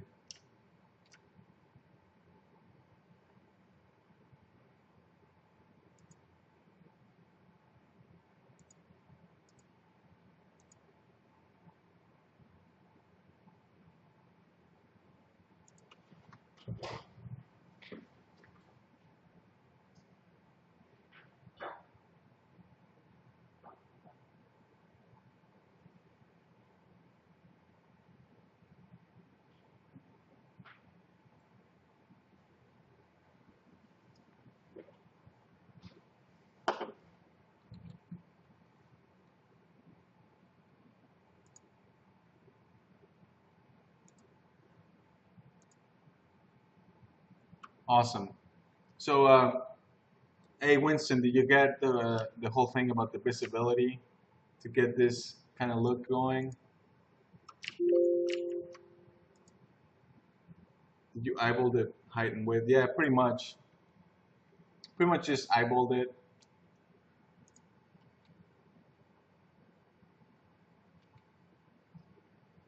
And you should try to get something that looks sort of like this. When I go to front view, awesome. Yeah, that the see-through thing kind of sucks in Max, and I actually now realize how useful the visibility thing is. Even though for Max it would mess you up because that basically means that you can't even render that object, you know, and it might actually create some other issues. Like if I deselect it, it's gonna be gone. So uh, just watch out for that. Just for now, just have it selected. It's gonna be bright and visible, and we're gonna start doing some very simple editing here on this object. And I hope you guys already sort of know what's gonna happen now. We're gonna start adding slices, or we're going to start connecting some of these lines to get some of these shapes that the axe has along the handle. So I think the way I'm going to do it, and this is why this is right now is going to be a moment where you'll understand that there's really no perfect way to do this, because you're going to have to manually edit a lot of this stuff anyway. And that that's pretty much modeling. You manually edit automatic stuff. The automatic stuff is never it'll never get you where you want to be. I mean, you could be like OCD about doing everything procedurally with functions and stuff, and you could achieve a lot with that. But since we're artists, or I guess you guys are uh, trying to be artists, or that's your goal, it's all about manually editing things. So I'm going to go to Edit Poly, and you'll see what I mean. I'm just going to select the the inner topology, and I'm going to connect, and I'm just going to add a bunch of, I don't even care really right now. I'll probably go like 6 or 7 or 8. I don't know. I think 10 might be okay for now.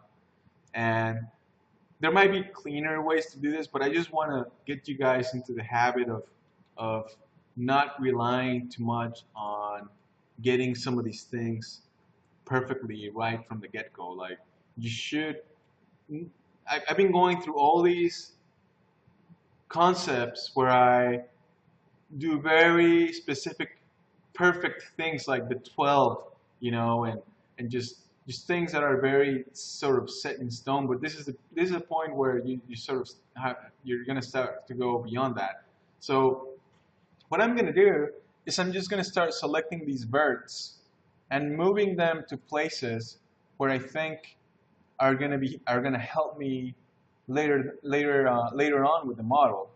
For example, this bottom row of verts, I'm gonna move it up to here where this first I don't know what you would call this. This first extrusion is on the handle of the axe, and I'm gonna select the row of the connection, or the row of the ring, the edge ring, or this row of verts, or whatever you want to call this, and I'm gonna move it down to where the top of that extrusion is.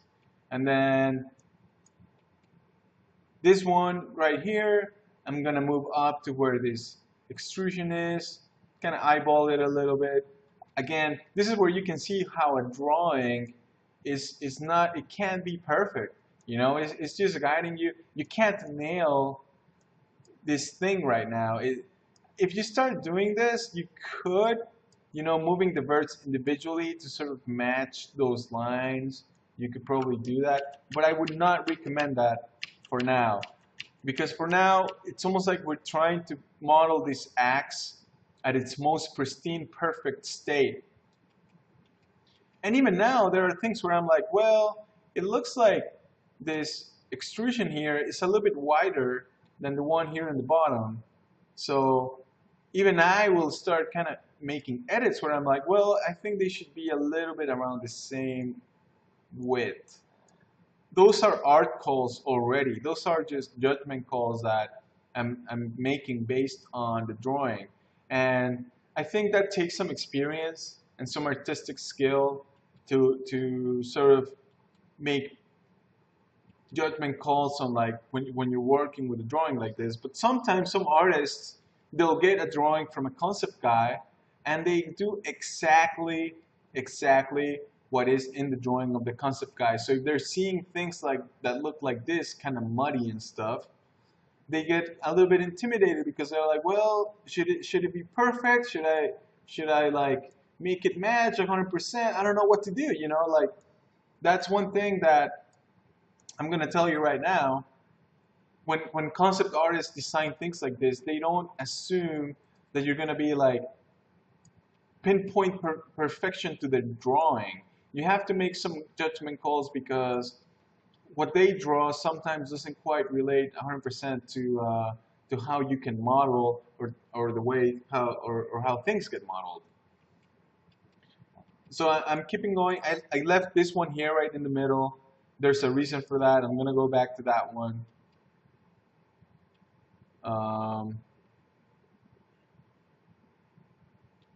And I'm just gonna keep going. So like right here, in fact, all of these other ones, from this point on up, what do I see? Well, at this point, the handle of the axe gets a lot more narrow. So I hope you guys remember our extrusion thing. So we're going to have to go back to making this visible again. So go back to making it visible at 1.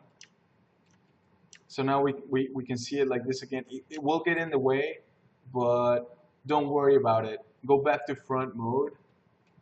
And this is what we're seeing now. And I'm going to select the top section, the whole thing, even up to the cap.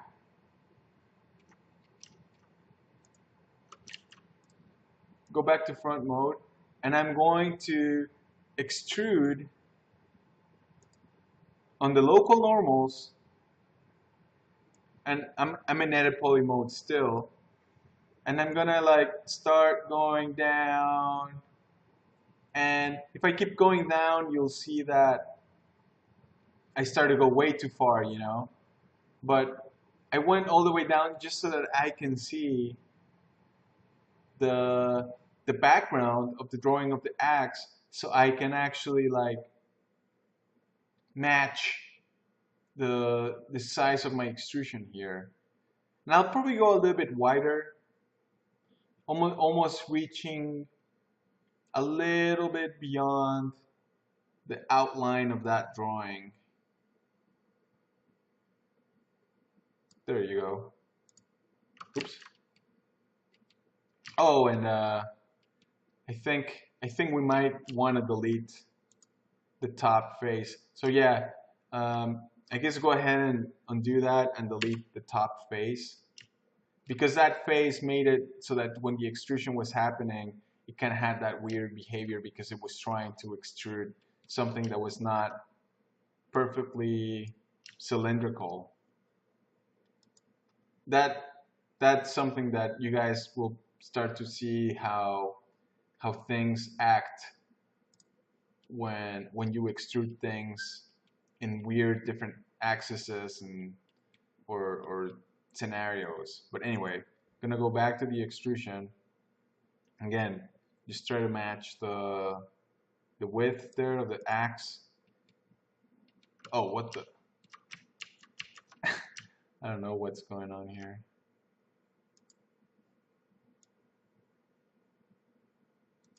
Oh, I think I know what it is.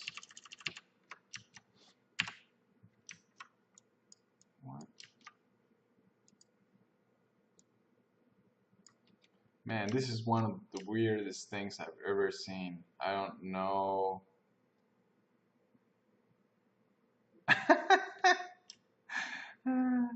I'm so sorry. This is not. What the hell?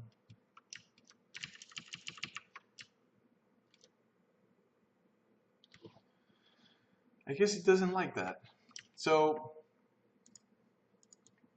problem solving right here, real quick. I'm just gonna like leave the top part alone. In fact, that might actually help us later. Um, and I'm just gonna extrude by leaving that part alone. Oh, I messed up the. Okay, there you go. See, now it's fine. It's weird. Like I think when you try to extrude this kind of thing, this kind of scenario where the faces just reach an open hole or something like that, it just didn't like that. And there are many ways I would do this. Like I could try the mesh way. I don't know if you guys should remember this where I shift dragged and I kept shift dragging and I moved it up and things like that. That was another way to do it. But right now I'm using extrude. I really want you guys to get used to extrude and try every possible way and scenario for extrusions. It's one of the main modeling tools. So I'm gonna make it a little bit wider and just try to get it to this point, guys. Um, and actually, this might actually help us, this little thing here at the top. But I'm just gonna move it up right now just to not deal with it that much. I don't know if I went a little too wide.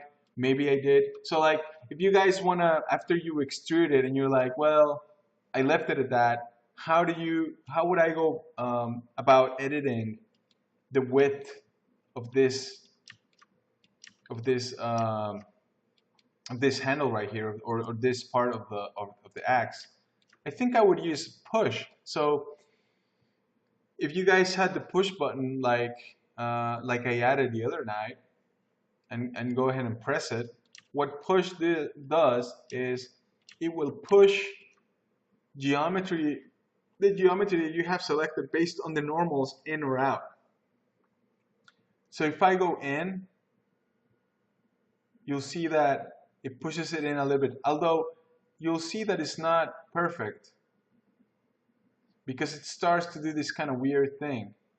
But for a quick edit right now, it might help us. And there's another way we could do this in a cleaner way. So I'm just trying to show you guys some quick things that I would do. Um, I would probably I do things like this because I know I can fix it real quick. If I wanted this to go back straight, I could probably fix it real quick. But since you guys are not that experienced with this, I'm gonna show you how it might be a better way. So if you trash the push, you can actually just scale it down, and this might be easier to fix. So I'm gonna go to front view again and select those faces and scale it down a little bit. Maybe that's more accurate right there. I'm getting really nitpicky about the width of that part, and I think that's pretty good for now. And how do I fix that weirdness? Well, very easy. I just select those words and I move them down. And I can even move them down not perfectly there because that would not be the case that I want. I want to move them slightly up so I get a little bit of a bevel here almost. Same things, same thing for the ones on top. And right now I'm not worried about the spike. I'm gonna leave it alone. Right now I'm just looking at the handle. And I'm gonna leave this iterations here and probably take my the model back to being zero visibility so I can see through the object and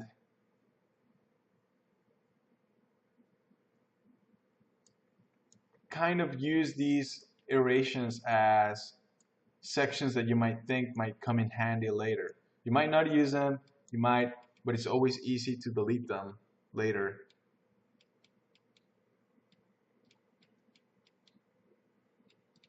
So also another thing that you might notice is this part right here.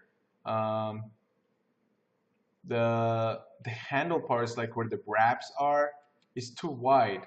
We need to do the same thing we did with the extrusion of bringing them in. So I'm gonna select those parts and I'm gonna extrude them in. And these are a little bit wider than the top part. So just again, just kind of eyeball it to whatever you think will look good, match it to the drawing. And I think something like that looks pretty good.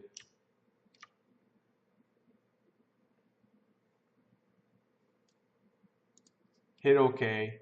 And before we go back to making the object visible,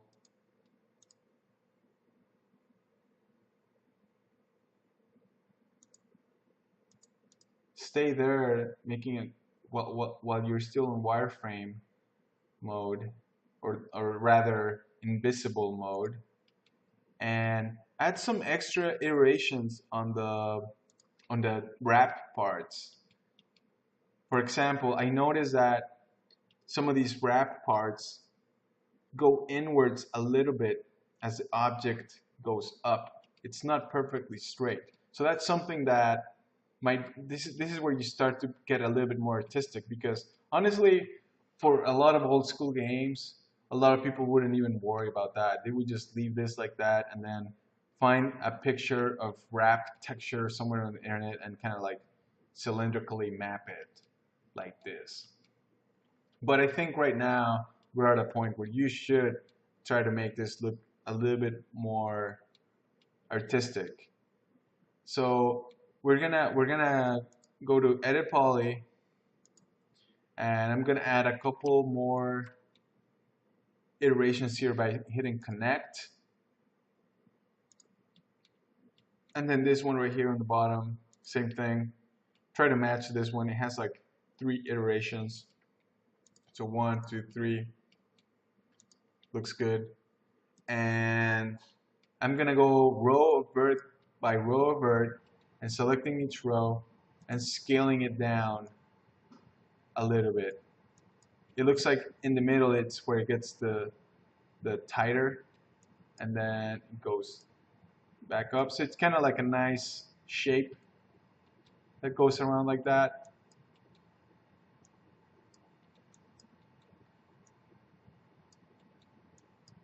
Same thing for the top one.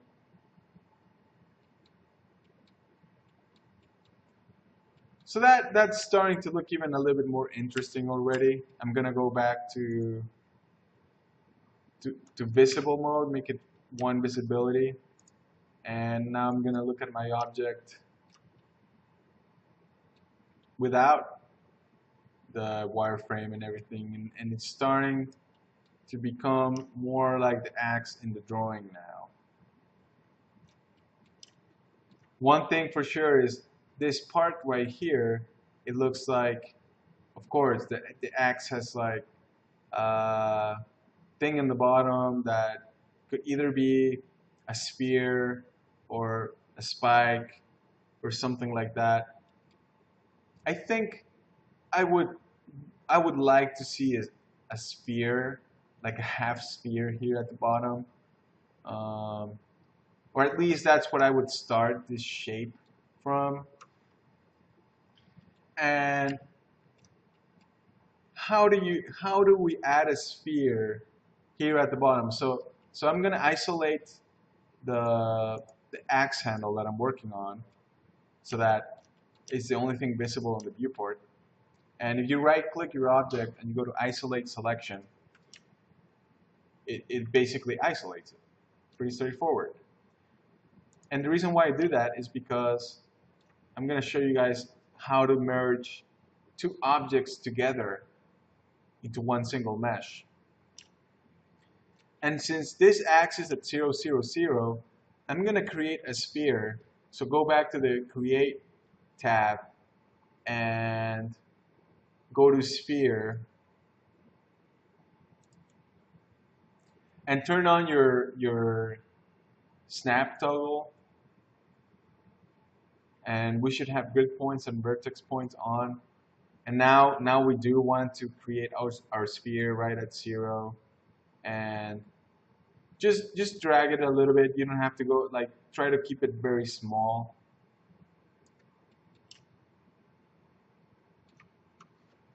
And there you go. And again, what number did we pick? What number did we pick for the for the cylinder to be at? 12 sides, right? So that means that this sphere should be a 12-sided sphere. That's going to make it compatible with the topology of our cylinder. Again, that's why I like that number. It's kind of low poly, but that's what we want. If I made this 24, it already is a little bit overwhelming to me as far as the amount of verts and polygons that I'm going to be dealing with. That's like a lot of moving little dots around. Imagine that. Flick, flick, flick, flick. And guess what? One day you're going to have to deal with that. It's inevitable, but that's why we keep it simple at the beginning. So 12 is perfect. And press F4 so that you also see the wireframe on your axe handle.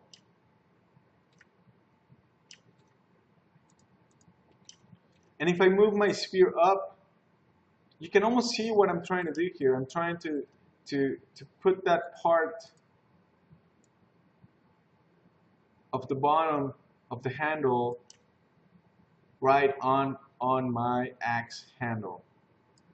And let's see, if I exit isolate mode, like if you right click and you go and isolate, you can see your background image again, and I can maybe try to match that part. And honestly, I don't really like how flat and skewed it is here.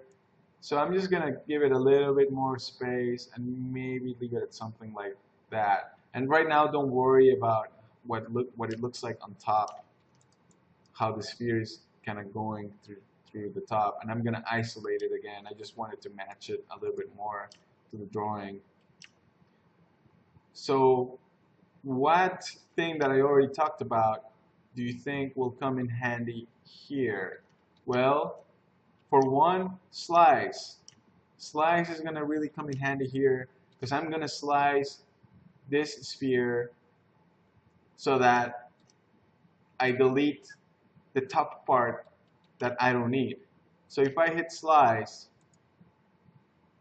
I'm actually going to choose the remove top option, because when I move the modifier around, again, by highlighting the modifier, you can now move it around. See how I'm taking away the remaining geometry that I don't want. All that top part I don't want. I just want this part. And I could try to find the exact height value where these verts are over here, but I'm not even gonna worry too much about that. I'm just gonna eyeball it a little bit, even go a little bit lower.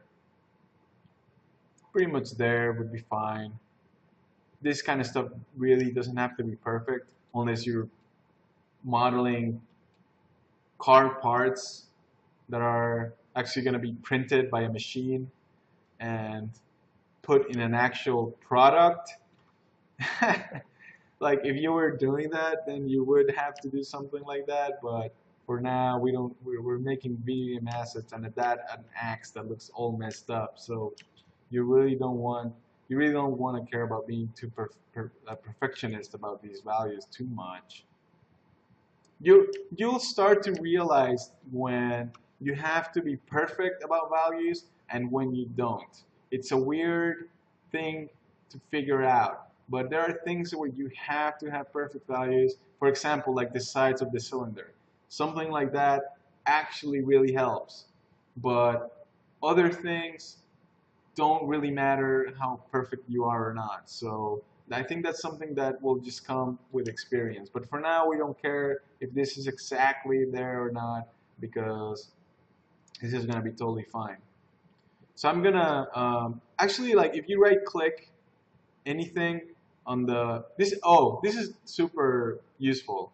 I'm surprised I haven't done it before. But if you right click anywhere on your modifier stack, anywhere, like it could even be like it could even have the thing highlighted or not, but it doesn't matter. And if you say collapse all, it pretty much collapses your stack and it turns your object usually into an editable poly. Sometimes it will be a mesh. It depends on what you were working at.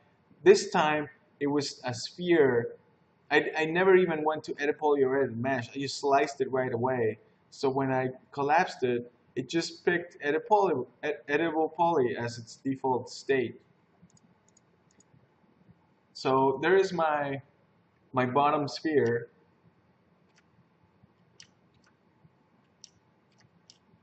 And well, but it's still not a part of the handle. I don't want these things to be separate. How do I join it? Well, I'm actually gonna delete the bottom face of the axe handle. Just go ahead and delete it.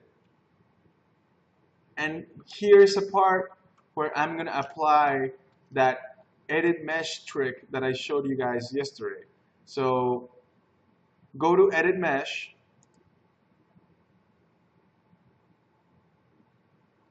select edge mode.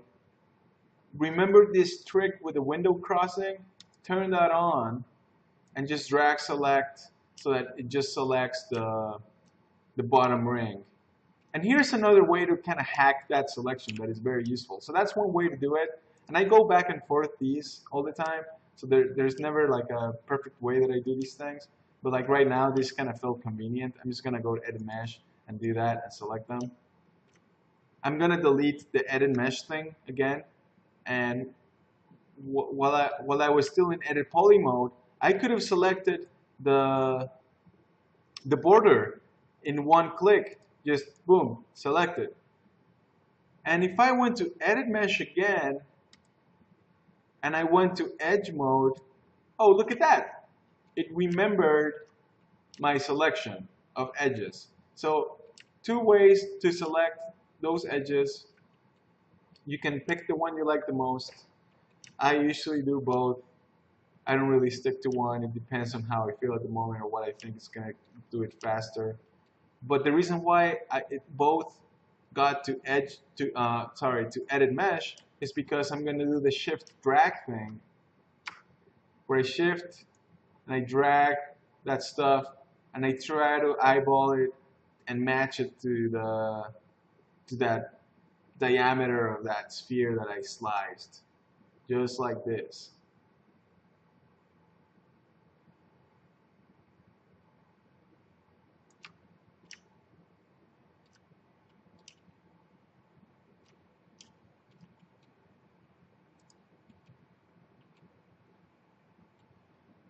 So now that I have this,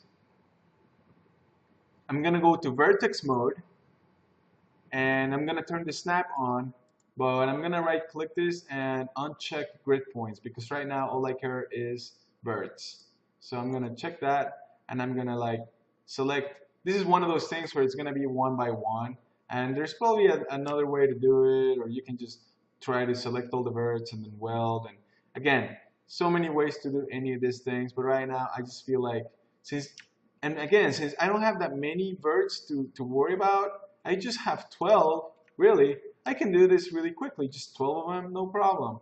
So with your snap-on, I just go plaque, plaque, plaque, plaque, boom, and you just go all the way around it.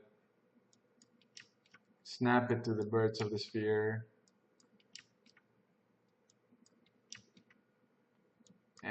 almost there, and now I'm done. Now it's perfect. And just like I showed you guys yesterday, when I attached the mirrored section of an object, well, I'm going to attach it again. I'm going to do the attach thing again. And if I want to stay in EditMesh, I can stay because EditMesh has attach function right here as well, just like Edit Poly. I don't have to go to Edit Poly right now because it's right here. So I just hit attach and I press that thing, but still, now they're both part of the same object, but remember, this is still loose. So that means that I still have to weld it. So what do? I'm gonna go to wireframe mode and just select all those verts. Even these ones, it doesn't matter because there's nothing to weld for these ones, so like it's harmless to select them. And I'm just gonna hit weld.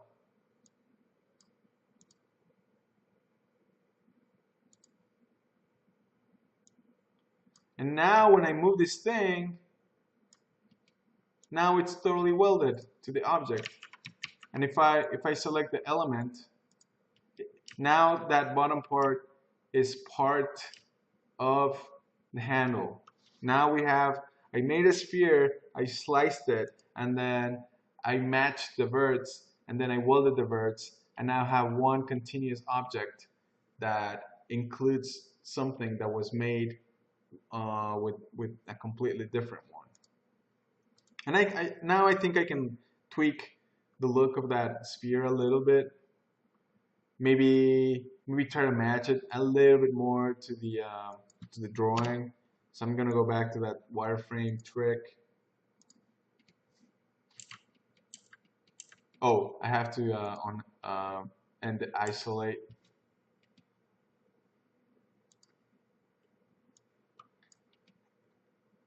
Maybe try to squeeze it in a little bit. Maybe something like this would match it a little bit more. It looks more like a spike there at the bottom.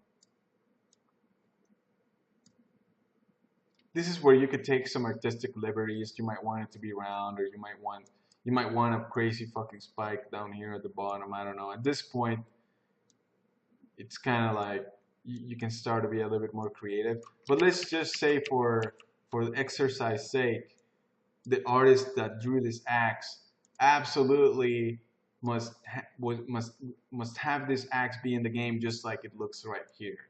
Like, he doesn't want the artist to take any kind of creative liberty, which is rarely the case, but just for the exercise, let's just imagine that.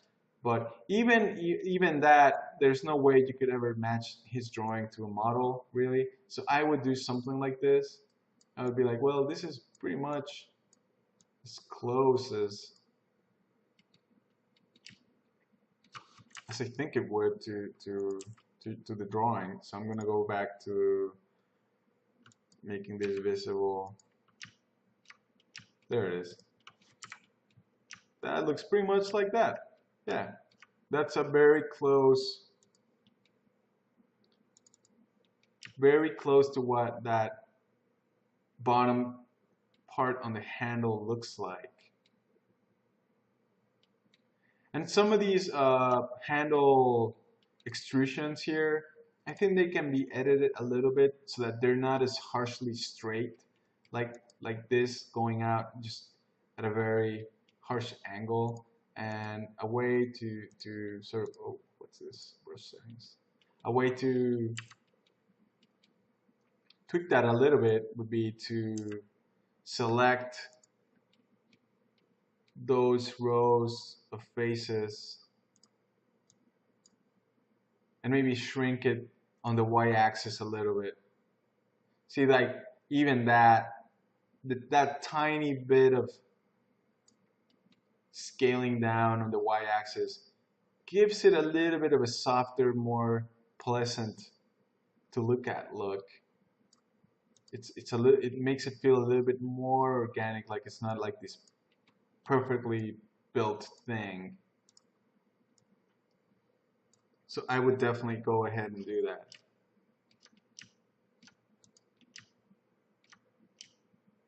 And there's even more that you can do to sort of alleviate some of the low polyness of this object.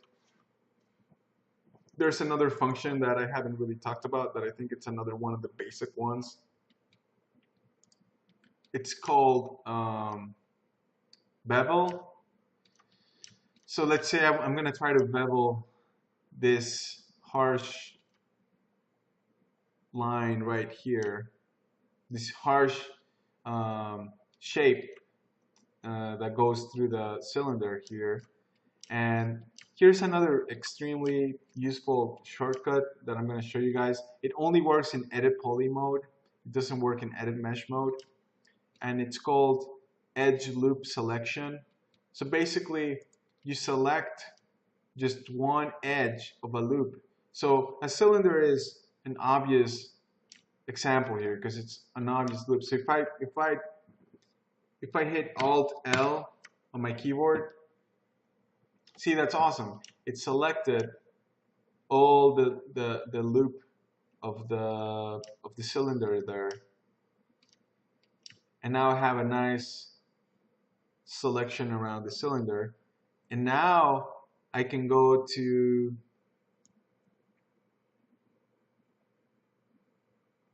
where is it? Oh wait, it's called chamfer. That's the one I'm looking for. So chamfering something on the edges.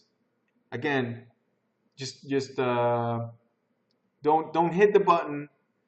When you hit the button, it basically uses the default settings that you might have placed before, or it'll just place it'll just use whatever settings this is set as. But if you do something crazy here, it'll remember that. So when you press a button, it remembers whatever was placed here. So again, chamfer is one of those things where there's like just all these options.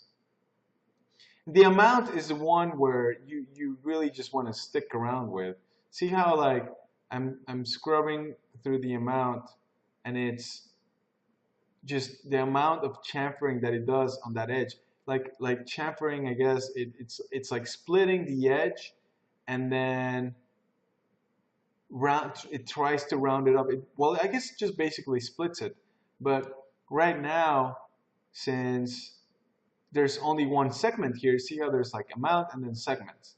Actually, if you increase the segment by 1, see how it adds a line that goes through the middle, and that's where I mean where it seems to try to round it up. And if you keep adding, again, this is another one where don't never slide this thing up. It'll kill your computer. So I'm just clicking. See, now I have like 5 iterations of chamfering, and it looks very nice and round. And if I go really tight on the amount here, you can get this super tight round edge on it. And for a lot of things, I think for like really high def rendering, they do this kind of thing a lot. But right now, we're not really going to worry about that. We should actually, I don't think you even need to chamfer this model a whole lot. But I think just doing it, just a 1 chamfer might be good for us. But definitely not do it as high. I think something like that will be good enough for something like Unreal. This is pretty good.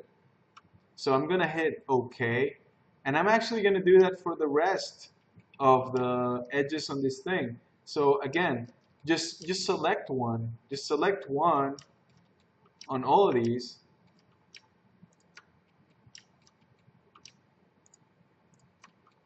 And now that all those are selected, press Alt L. And then actually press the button, just the button, the chamfer button. Oh, wait, never mind. Oh, I see what it does. I thought it would do it. So when you press the chamfer button, I guess you go into chamfer mode, and then you can just drag select right then and there. It's kind of a different function. I thought it was the other way around. Sorry about that. I almost never use just the button because I feel like I have no real control over what it's going to do, because at that point you literally just have to eyeball it. So I would definitely go with the other way around. See, like that one remembers my setting. So I think that's what I'll do. I'll just I'll just use whatever it remembered I was using before, and then I'm just gonna hit OK. So as you can see, if I go out of sub-object mode, this looks a little weird. Again, this is like smoothing groups issues. How the stuff that I chamfered has this weird, like it looks like it's on a different. It's not like this whole extrusion on the handle is all smooth all throughout. It definitely looks like all these smoothing groups are separated. So if I wanted to make it look how I want, I'm just gonna do it real quick. You guys just, like, I know Winston had a question about smoothing groups, or he said like he didn't quite grasp it. So maybe if I show you real quick what I would do about smoothing groups on this object might help you out. Um, I think I can stay within edit poly mode. And first, I'm going to select this little tip right here, all the faces. And I'm going to give it a smoothing group of, I'm going to clear all the smoothing groups, just clear all. And then I'm going to say that should be smoothing group 1. And then I'm going to select all these other ones. And I'm going to make this, I'm going to clear them all. And I'm going to make it smoothing group 2. And then I'm going to select this section right here. I'm going to clear all. And I'm actually going to make it 1 again. And I'll explain why that works. And actually this one, clear all, I'm going to make it 2. And then this one, clear all, 1 again. This one, clear all, 2.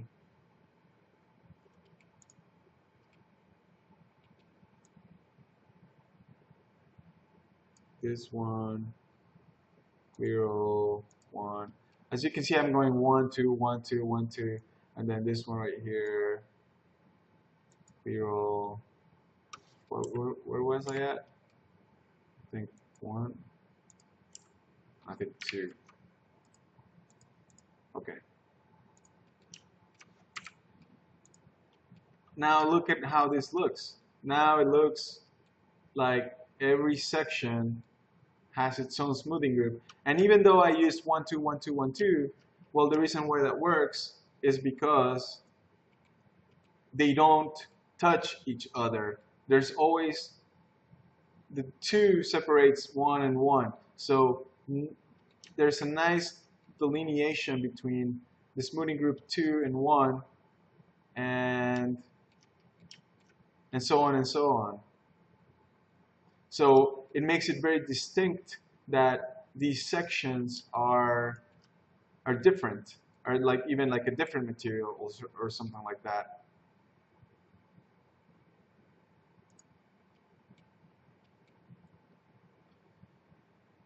So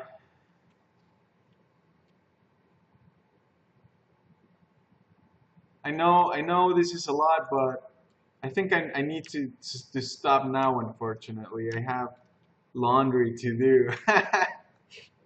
So, and I know we haven't even gotten to the blade, which is pretty much the fun part. But I hope that, and I hope you guys,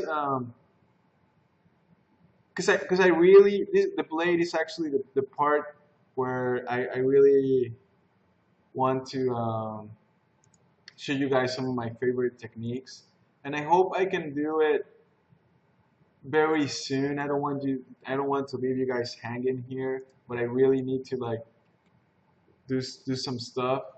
But yeah, I know there's a lot of stuff that you guys can start practicing with. extrude and beveling, I mean chamfering stuff, using cylinders to create shapes, and selecting things and extruding them and moving them around and things like that.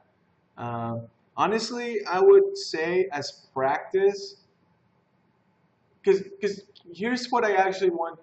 Like, if there's anything, any homework I want to give you guys, I know it sucks, but I mean, we're all doing this for the love of the craft, right? So it shouldn't really feel like homework for you guys.